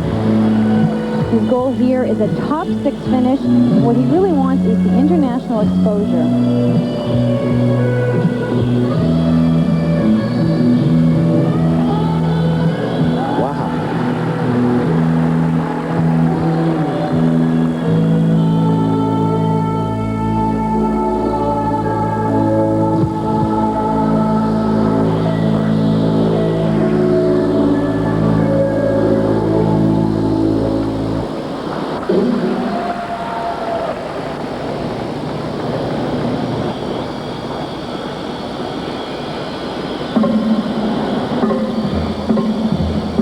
From Harbin, China, he trains in the same city as Shen and Zhao, who we saw earlier in the pairs event. And he's had the same coach since he was 5 years old, as he's like a father to him.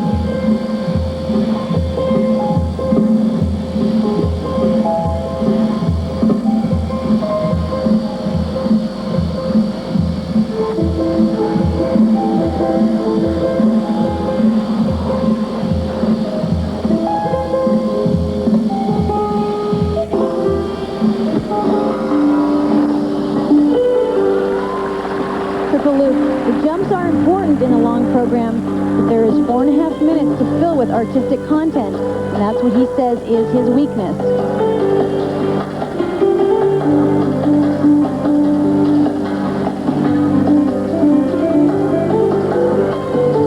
Sometimes developing that in-between choreography between jumps is as difficult as performing the jumps.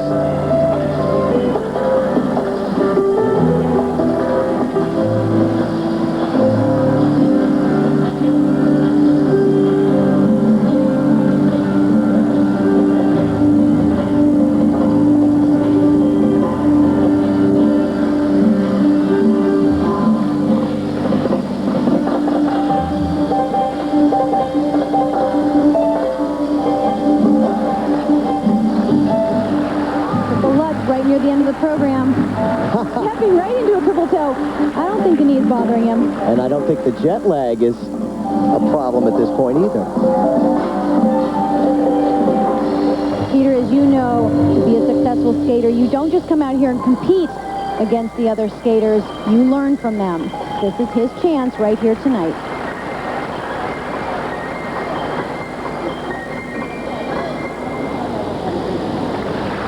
So Li Yongfei, I must correct myself. I called him Yongfei Li. He is Li Yongfei from Harbin, China. Fights the jet lag and gains some more international experience. There's his coach that he has been with since 5 years old. So there's Timmy Gable. But when we come back, we'll have Li Yongfei's marks. Stay with us. Shouldn't your machines do what you ask? Are we having skaters in the audience tonight in the sport of figure skating? And here's the triple axel, triple toe that he snuck in place of the quad. Perfect. He actually missed that in the short program. And Li Yongfei's marks for technical merit. Well, we know what that means in skating. It was a clean program, but he was first to skate. They can't give away the high marks too early. Timothy Gable having to ignore the boos. That could be distracting, can it?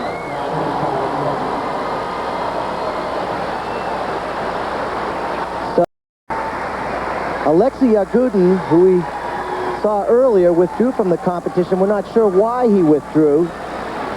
Nonetheless, you can see it's very clear he is a spectator, not skating here. But right now, all eyes are on this young American, the first American to ever hit a quadruple in competition, Timothy Gable, 6th after the short program, 17 years old, from Lakewood, Ohio.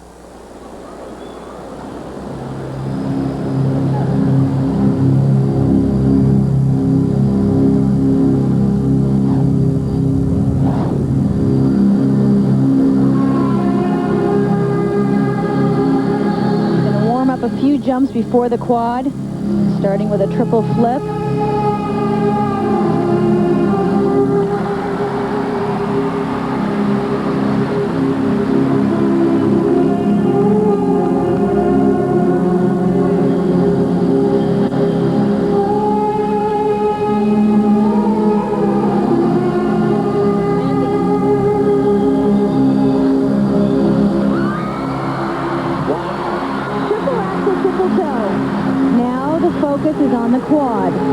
where you take a deep breath and you rely on practice. He says he hits it 90% of the time.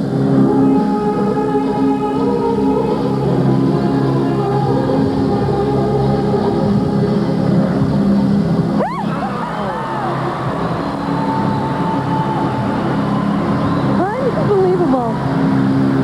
Now you just sail through the rest of the program.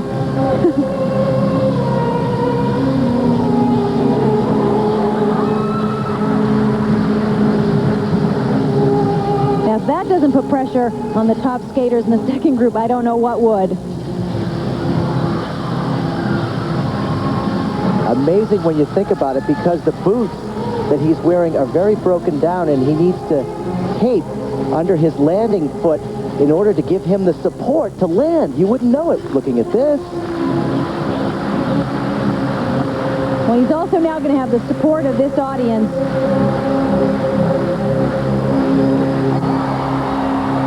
A second triple axel.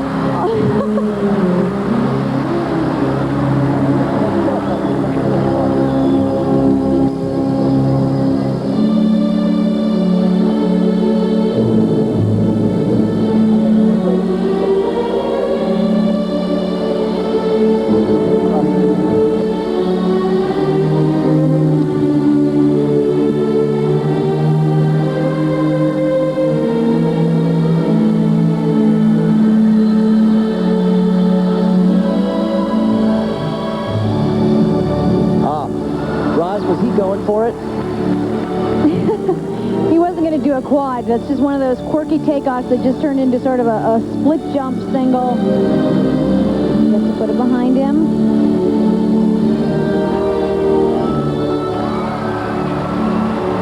That's focus and concentration to come back after that. Nail a triple Lutz.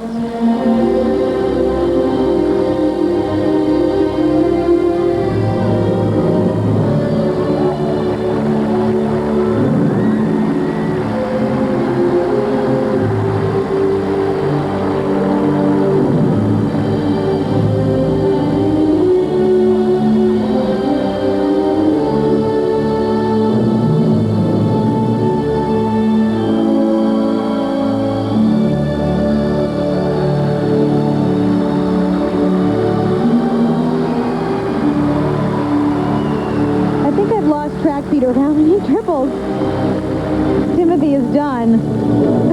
Effortless power. Beautiful strong spins. Again, don't forget, the quad is important, but it's not everything. The program has to have the artistic content. He's got a long way to go.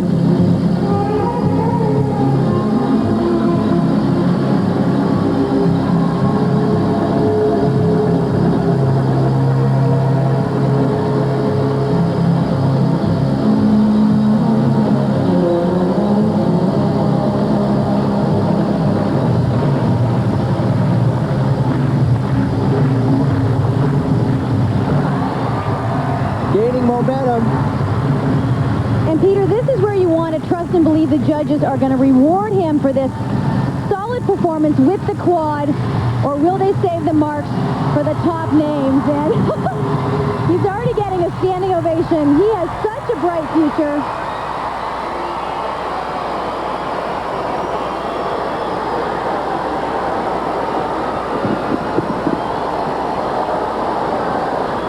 Well, for Timothy Gable, they didn't have a clean piece of tape to ratify his quad at the World Junior Series Championships in Lausanne, Switzerland. Actually, the tape you saw was the tape taken by the Stiegler parents while they were in Lausanne. That is what the ISU used. We have a fresh new piece of tape to show you for his quad. We'll be back with Timothy Gable's scores after this.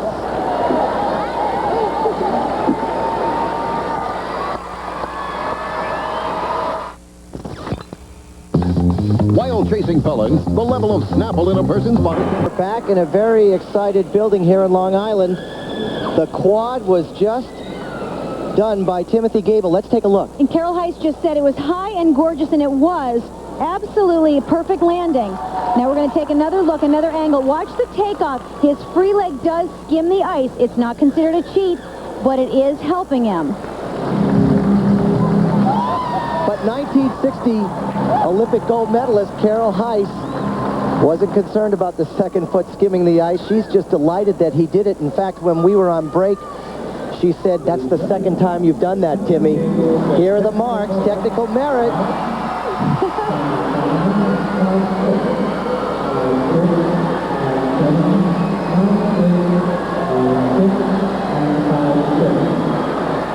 You can't do much more in a program, but what you need are the years of experience for the judges to give you those marks. Looking on, some men that have seen so much happen in the sport of figure skating. Alexei Romanov, of course, yet to come, but right now we have to kind of reel it in a little bit and get ready for Stephen Cousins from Great Britain. He's actually tied with Evgeny Plushenko from Ukraine in 7th place. And he's certainly not one-dimensional. He plays a lot of soccer. In fact, at one point between the Olympics, he was on the soccer field a lot more than he was in the skating rink. But he did admit that he lost 3 out of the 5 games that his team played. But now it's all business. Stephen Cousins from Great Britain. And Peter, he's just come off a well-deserved break after the Olympics and touring, golfing in England and Scotland with Scott Hamilton. He's just been training 3 weeks leading into this competition. He's opening with the triple Lutz. And this is a man with style and the artistic content of the program that we've been talking about.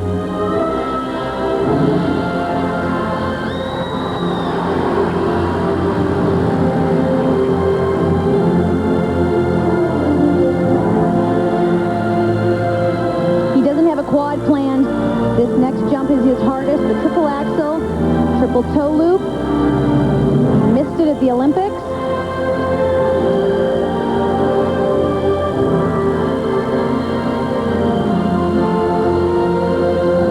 Turned it into a double. His placement at the Olympics, 6th. His best placement in a world championship.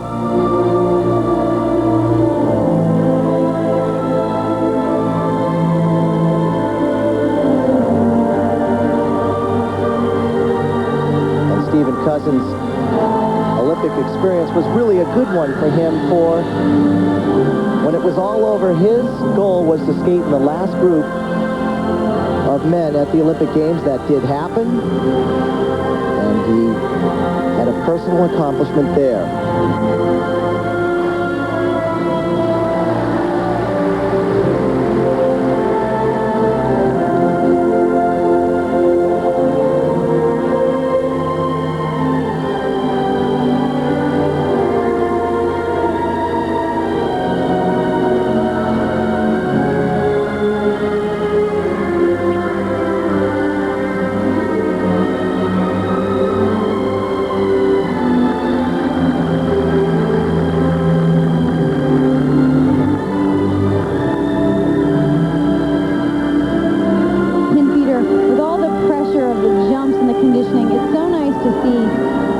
Stephen's face.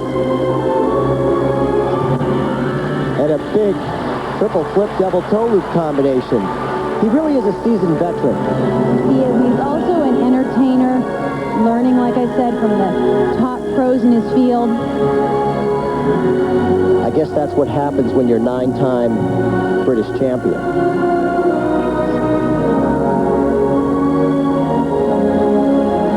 This question, he is not related to Robin Cousins, and his actual idol is Brian Orser.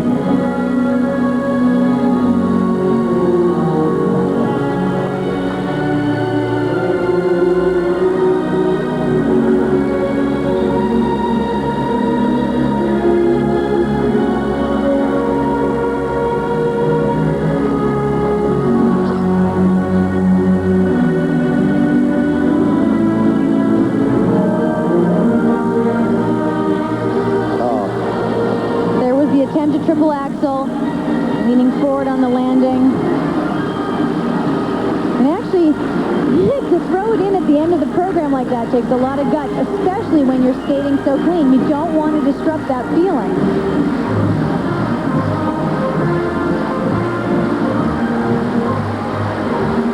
Still a smile on his face. I don't think Stephen Cousins really is about the jumps. He's just a man that loves to skate. Down on a triple flip.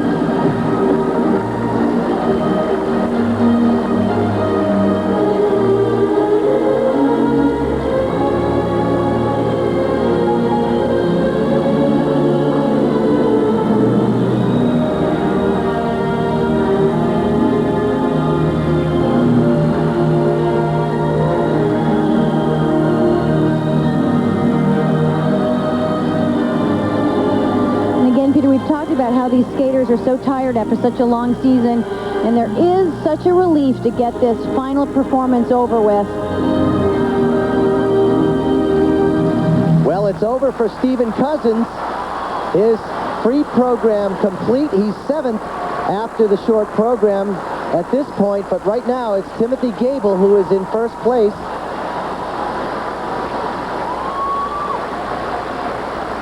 Stephen Cousins finishing up. And we'll be back with Stephen's scores in just a minute.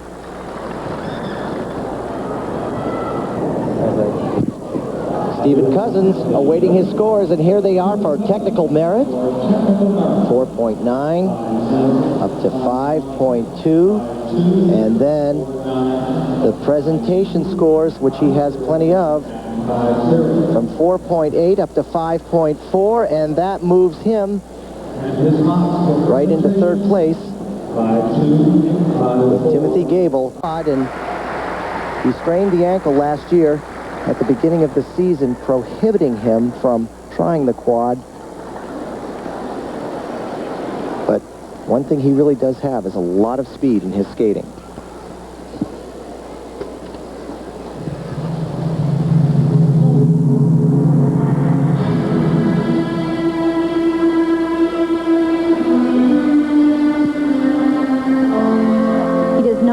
Quad plan tonight in the program.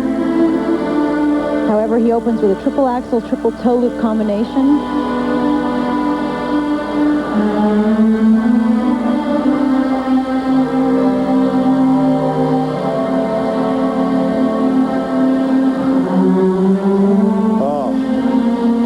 Just got a single off. He was right off the heel on that. You have to be over the ball of your foot on an axle takeoff.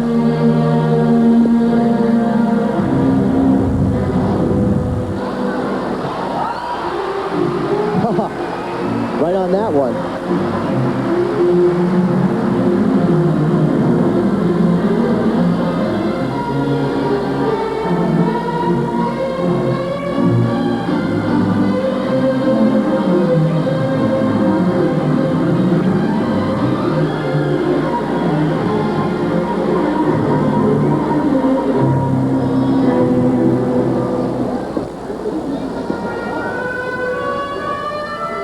24 years old, from Kiev.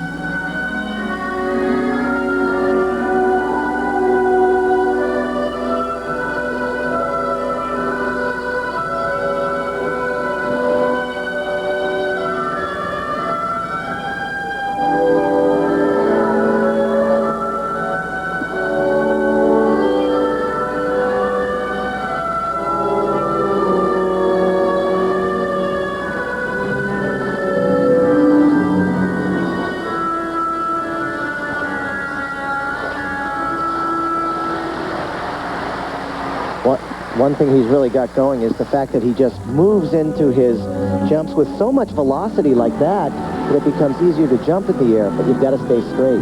Triple loop right after the triple sow count. What impresses me is the jumps move across the ice. I see a lot of skaters that just go straight up.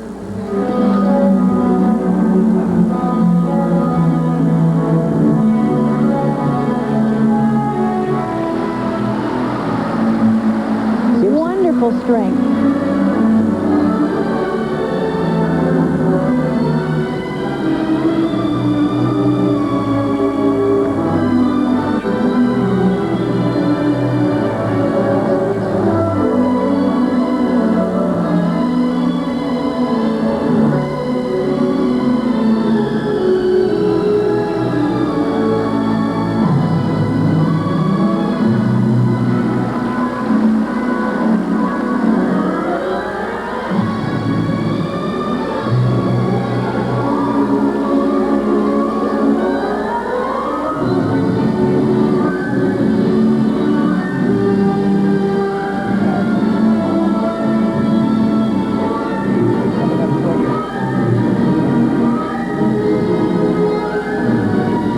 It's his carriage and strength of body position that adds so much in between the triple jumps.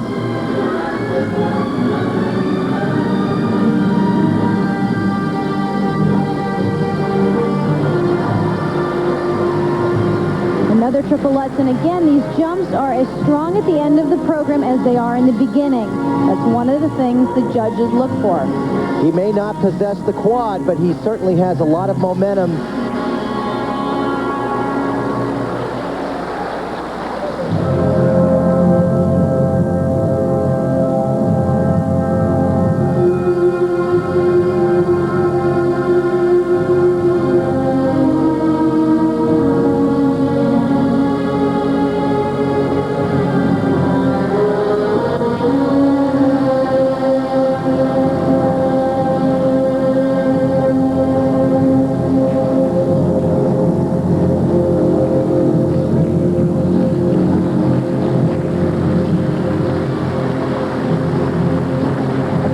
Delivered with conviction. Very solid. Evgeny Plyuta from Ukraine, 7th after the short program.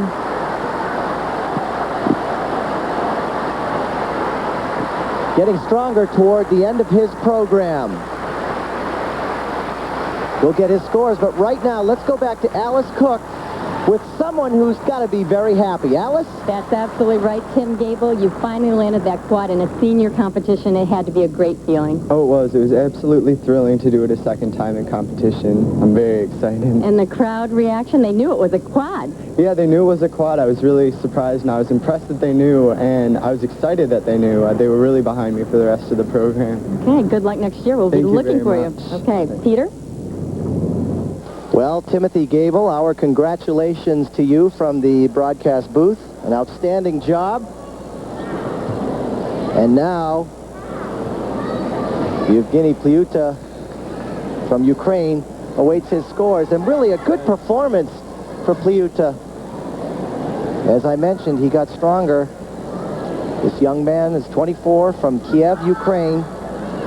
Born and raised in Kiev. And his mentor really was Vyacheslav Zagorodnik, who was also a big jumper and a very fast skater from the Ukraine. Technical merit. Go from 5.2 up to 5.5, and then the presentation scores 5.3 to 5.6. And that moves him into second place behind Timothy Gable from the United States. So the standings right now. But here's a man who has caught the attention of a lot of people in the sport of figure skating. He won the Junior Worlds in 1997. He's 15-year-old Evgeny Plushenko from Russia. He trains with Alexei Mishin.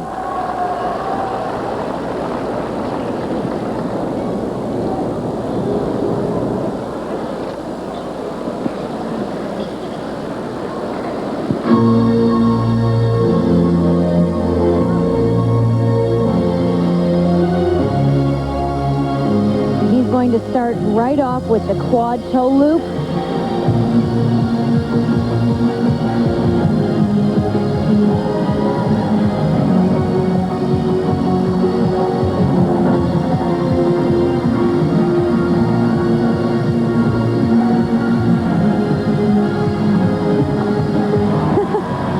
Absolutely gorgeous, and he's actually wearing an athletic brace under his costume. He's had sore back. You have to wonder if all these jumps are taking such a beating on these bodies. He's just 15 years old. Where does it go from here?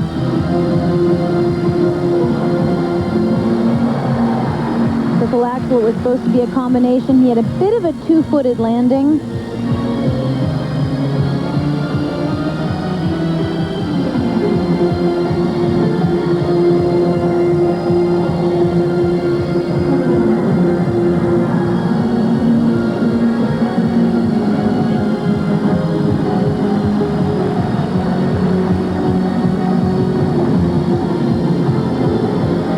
Nice triple loop, Peter. It's almost like a checklist. These men just sort of tick off triple after triple.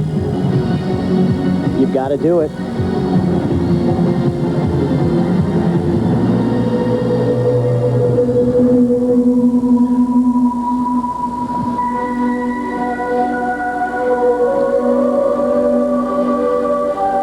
Evgeny Plushenko, coached by Alexei Mishin, and actually, he was started off by a weightlifting coach.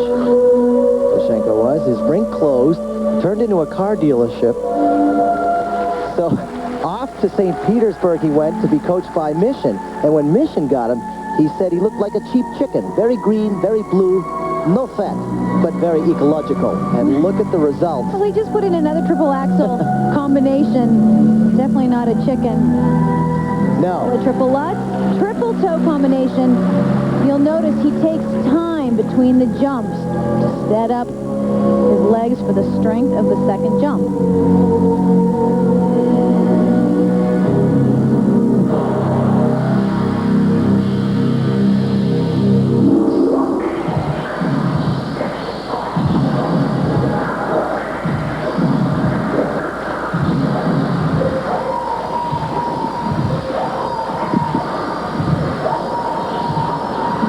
Finish the triples, have a little fun with the choreography in between. Putting it all together is what makes a champion.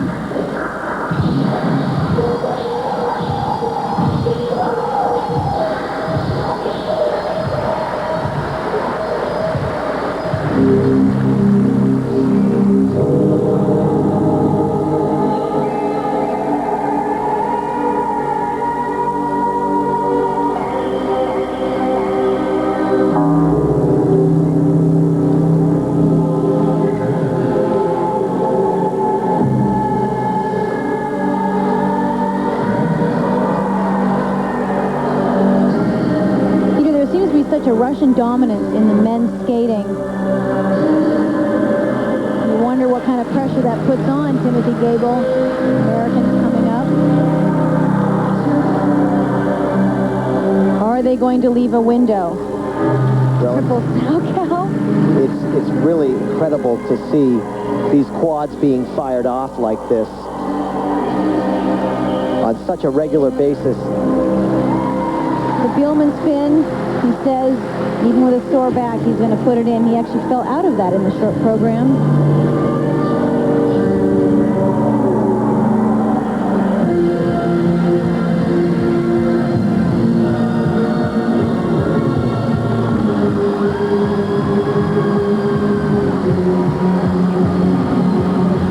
And this is an endurance test, and he's kept up the speed right to the very end of this program. There's the Bielman spin. Not something you usually see from a male skater.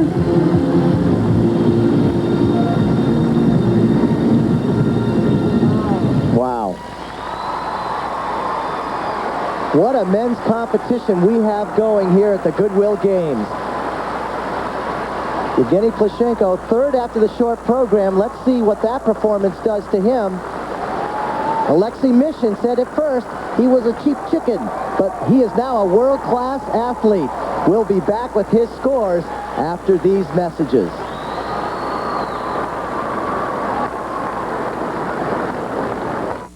Free program, very relaxed backstage, but very serious on the ice. There's Alexei Mishin, Evgeny Plushenko's coach. And the quad toe, actually, you'll see here, is perfect in the air. Now watch the free leg tap into the ice. That is a cheated quad. You wonder when it happens so quick if the judges can see it. Well, did they see it? Right now, we're looking at 5.7s and 5.8s for technical merit. The presentation scores right here, 5.6 all the way up to 5.8, and that's good enough to move him into first place above Timothy Gable from the United States. Evgeny Plushenko in third.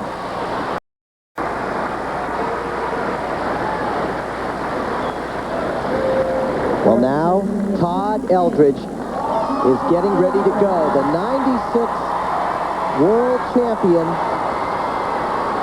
is going to give it his best shot. He's been outstanding in practices. He has been doing perfect programs. He's trained and in shape, but like Michelle Kwan, he completed 68 cities on a major exhibition tour throughout the United States, so his endurance will be tested here.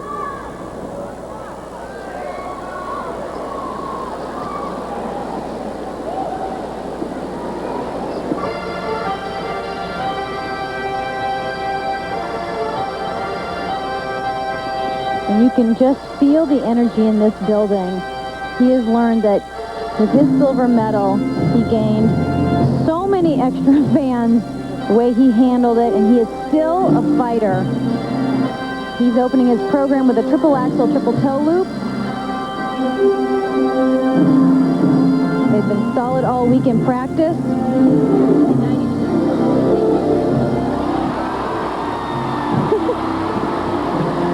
Perfect. Motivated by this piece of music, first night, that had brought him so much success, he actually went back to this. This is the same program he used at the 96 World Championships to help him win.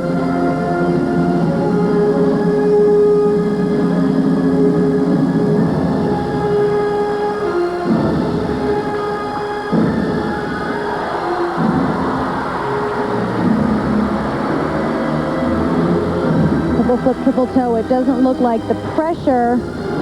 Excuse me, triple flip, double toe was planned to be a triple. It's okay to play it a little safe. He needs a clean performance. There we go. There's the triple combination. Rod, he really gutted that out, didn't he? He did, and that is the fight in him. That is the spirit.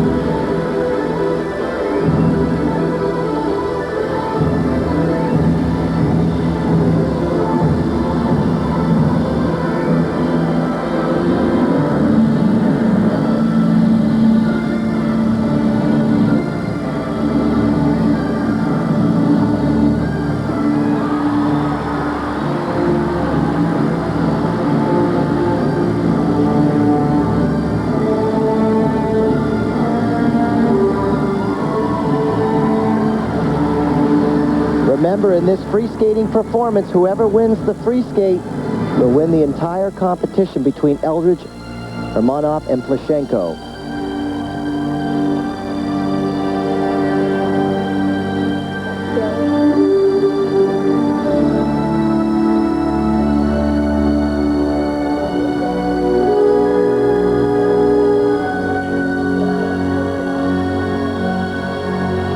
Todd is a gracious champion as well as learning from his defeats.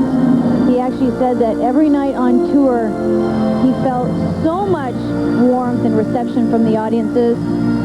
Triple loop, hanging on. We've mentioned that he has sort of hat feet.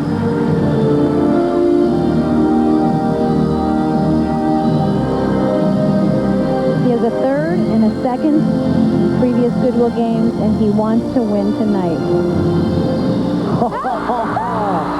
Wow. And that triple axel, at this point of the program, has always been his nemesis. He missed that at the Olympics. He decided to throw it in at the end of the program, and it didn't work.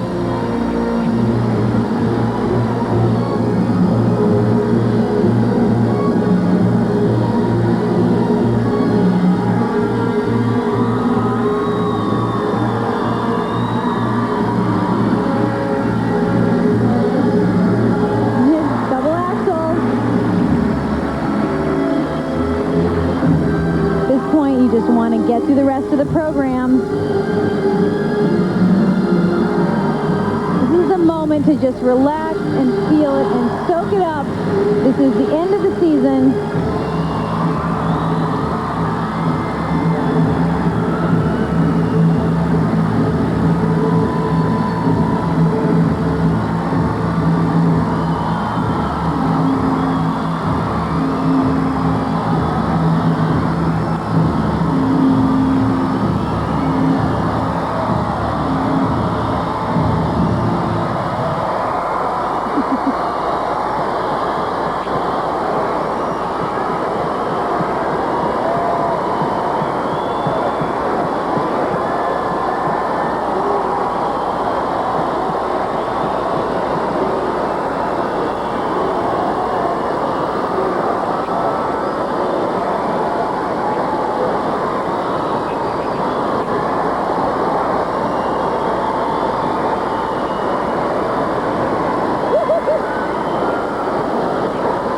parents are so proud.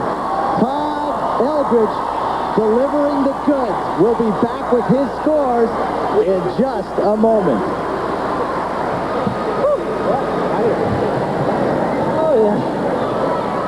I'm just a guy asking a girl over for a meal. What's that? That's my ride. He said to Coach, Triple Lutz plan. Now, he didn't plan this triple toe in the end of it. He got very close to the boards, but he really fought for that landing.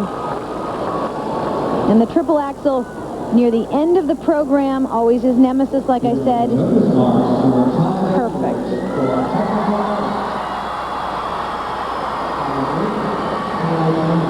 and the marks for technical merit, 9s and 8s and a surprising 5.7 from the Russian judge. His parents looking on. Now the marks for presentation, 5.8 all the way to 5.9. He told his coach it must have been the putting backstage that did it. I think there was a lot more to it than that. Todd Eldredge nails it.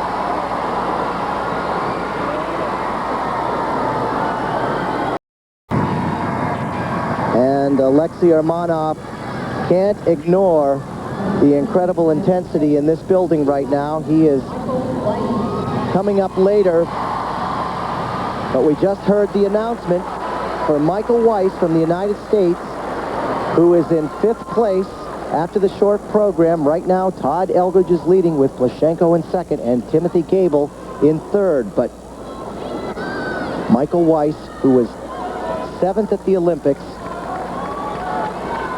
married and expecting a child in September, wants a good performance here.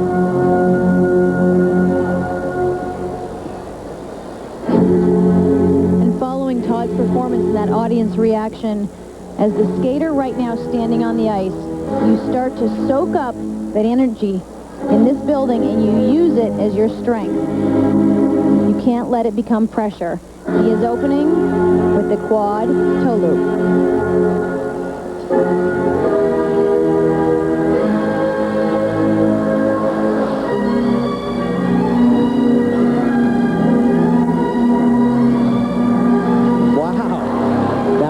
Normally he prefers the quadruple Lutz, but he's changed that. Now he's going for the quadruple toe looping competition. Better percentages there.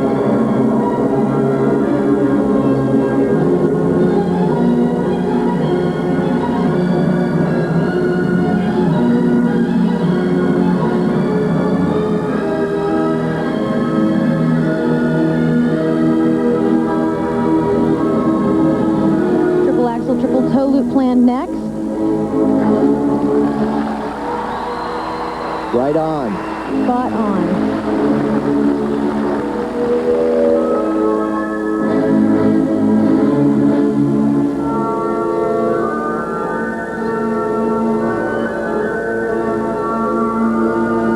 And believe me, he's taking this very seriously. When asked about this particular competition, he said this is as strong as the World Championships.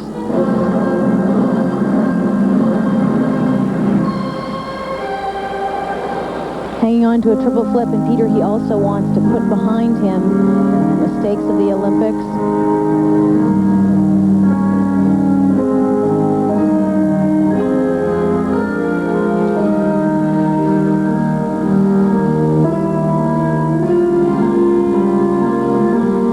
That left him in 7th place.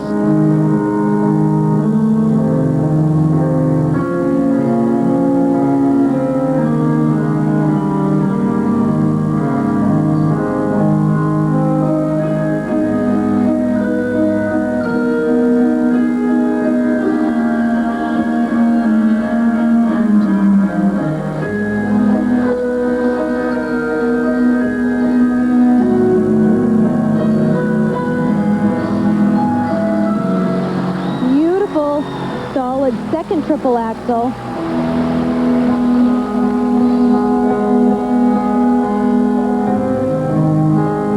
The slow portion of the program is where you really breathe, get back the energy for the rest of the program.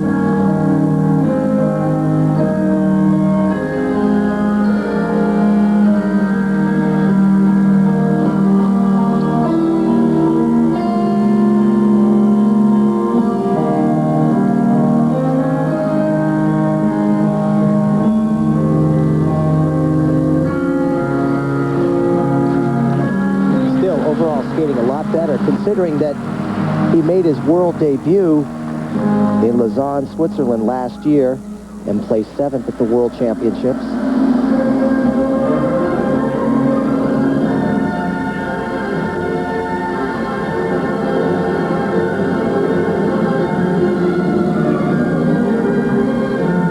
Said he's heir apparent to the national title without Todd Eldredge skating, but you have to wonder, is Timothy Gable going to put the pressure on him? Nice triple sow at the end of the program here. Because right now, Timothy Gable sits in 3rd place. Michael Weiss is in 5th after the short. Let's see what happens after this.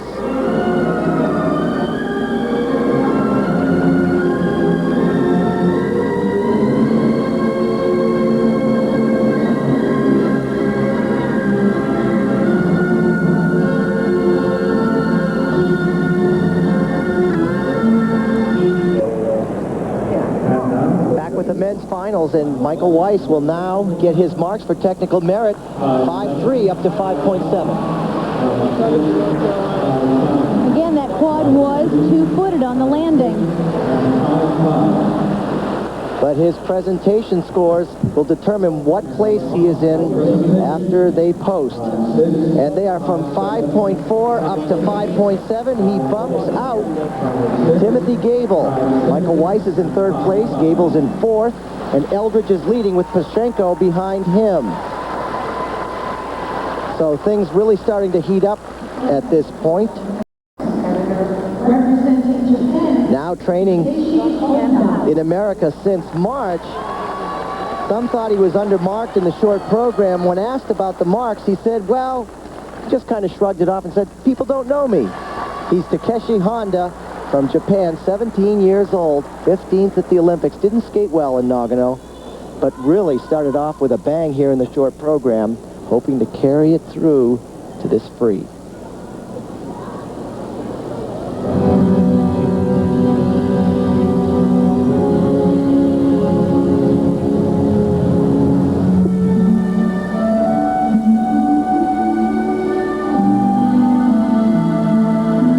Taken no time off since the Olympics. He's continued to train, work on the jumps. We saw that result in the short program. This is a brand new free program, working with the triple axel, triple toe loop.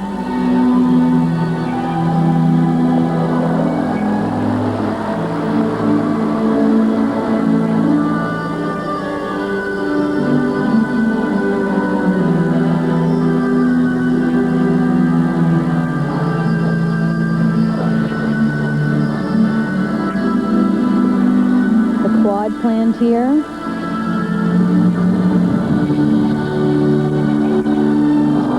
Ross, it looked like the setup wasn't good for that. He didn't have the height either. He was getting a little close to the boards.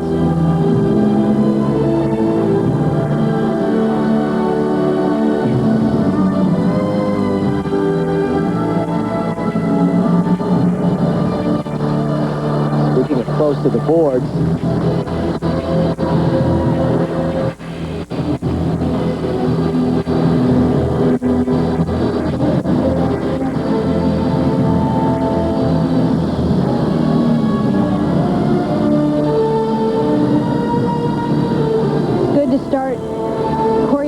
and training of a new program so early in the season. Takes many months to get comfortable with the pacing, figuring out where those jumps do go in relation with the choreography.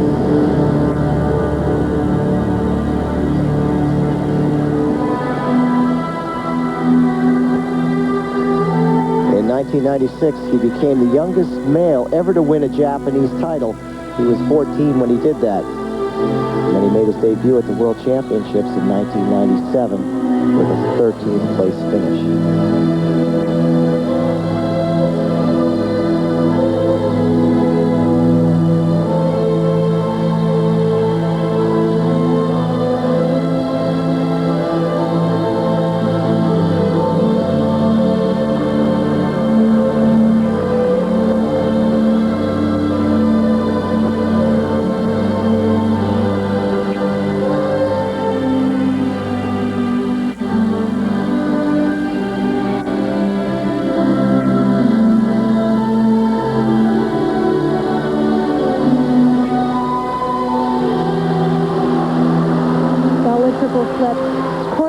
choreographer Leanne Miller says this program is still a work in progress. You start with the shell first. Right now it's all about the jumps.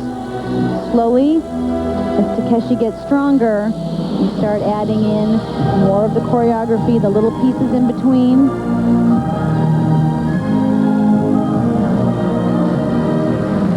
Solid triple loop.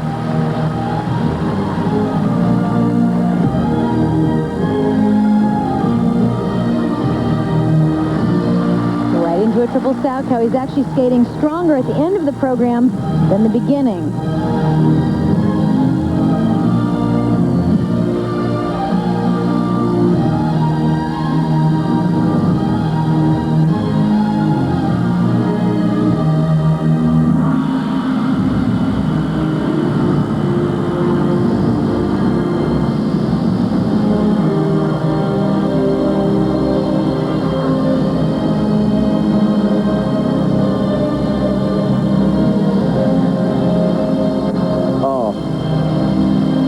Triple into a single. That's where Takeshi struggles with the consistency. Mistake, and then 3 solid triples, and then again a very large mistake.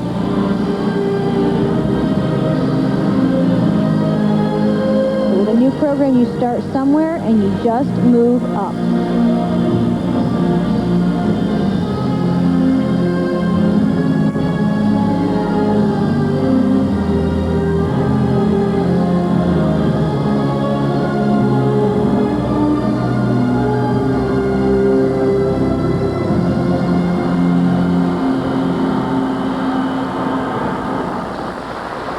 Well, we didn't quite see the energy here in the free program. It's Takeshi Honda that we saw in the short program that landed him in 4th place. And as Rosalind mentioned, it is a new program, so it does take time to develop that. Takeshi Honda from Japan, 4th after the short program, will be back with his scores in just a moment. Takeshi Honda with his coach, Smilskaya, who trains him in Simsbury, Connecticut. The technical merit scores 4.8 up to 5.3.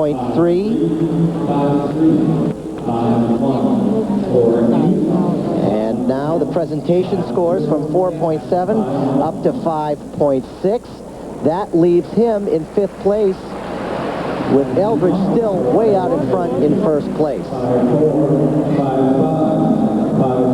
So Takeshi Honda is now sure of one thing. Alexei Armanov has got to skate with his coach, Alexei Mishin, a few last-minute words on encouragement. And you can really say this is a test for Armanov, for he did withdraw from the Worlds in '97. The groin pull that kept him out of the Olympics has since healed. He says he's not in Olympic form. He hasn't ruled out competing in the next Olympics. He's just taking it one day at a time. 94 Olympic gold medalist, Alexei Armanov from St. Petersburg, Russia, 25 years old.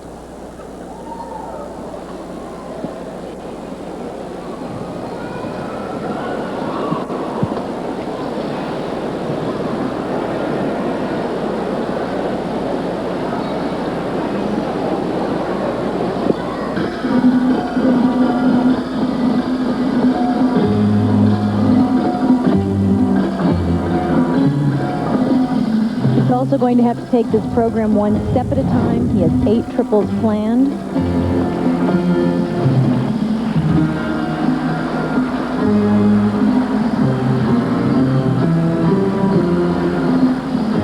Starting with the triple flip.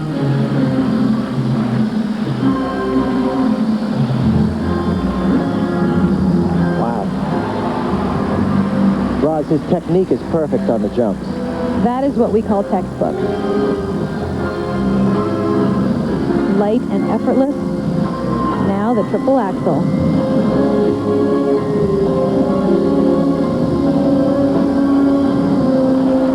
Wow. Oh, triple toe combination. If he's nervous or has lost any confidence, it is not showing. And again, I want to emphasize, whoever wins this free skating performance between Eldredge, Armanov, and Plushenko, they are the champion.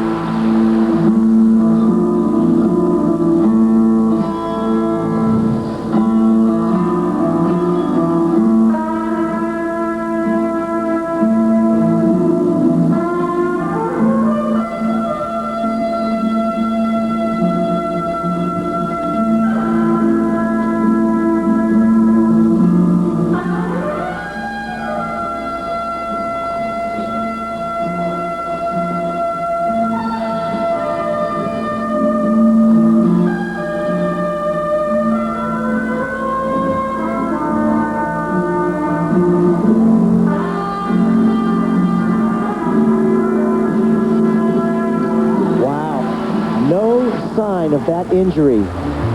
Fantastic triple axel.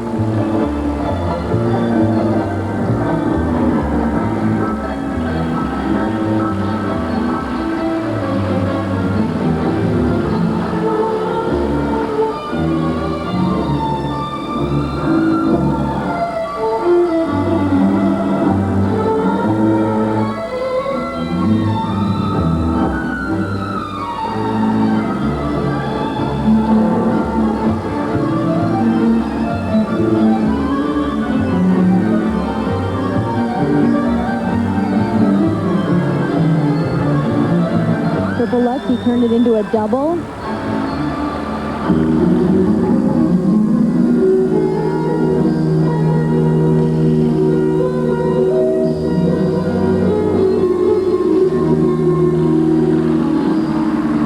Said he was definitely nervous about his return to competition, but then he said, well, the practices have all gone so well that maybe things are going to go well for him here, and so far, that is the case.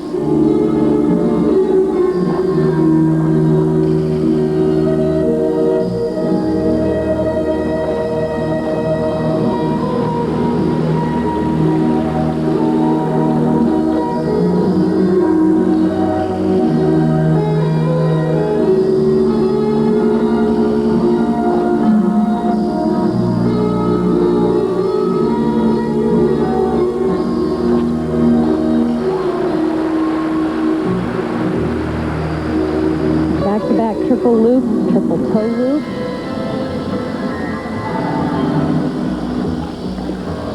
This is also a very different style for Urmanov. We're used to seeing a much more classical ballet feeling from him.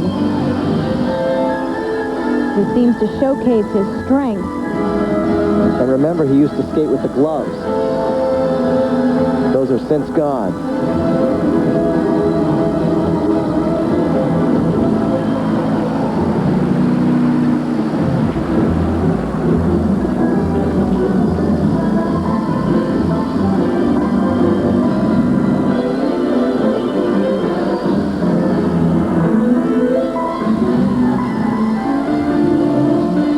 Double axel, Arabian butterfly.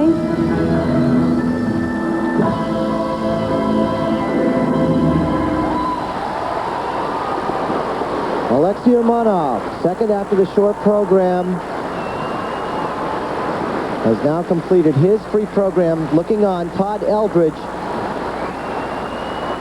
The injury that kept him out of the '94 Olympics appears to have healed. You can say he's back, not an aggressive program, but certainly one that he did just get through. And nobody but the athlete knows inside how hard that is and what an accomplishment that is.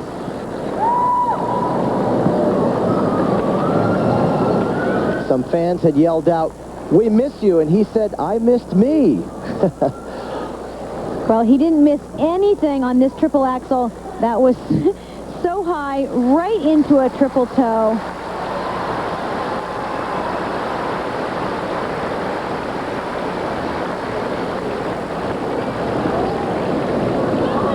Picking up the flowers. This is really an accomplishment for him just to get back into the international arena again, both physically and mentally, Rosalind. He didn't quite get the audience reaction of Todd Eldredge, and you always wonder how much that will affect his scores. Were the judges moved by that?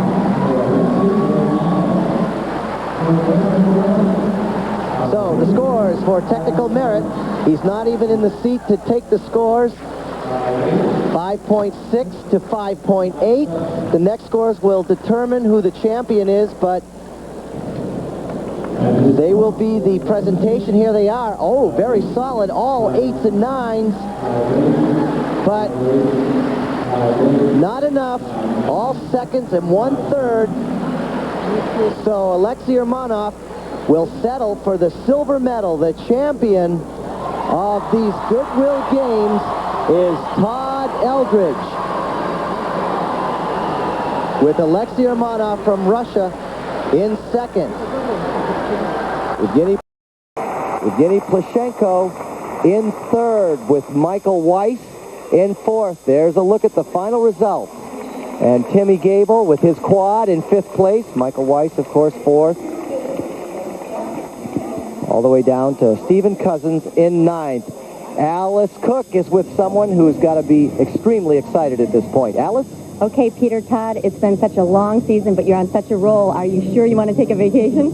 Yeah, for sure. No, I had a great time tonight, and you know, I just thought of it as my 70th show on my tour, and went out there, and it just felt really good. It felt really good tonight. What was the atmosphere like? It seemed electric.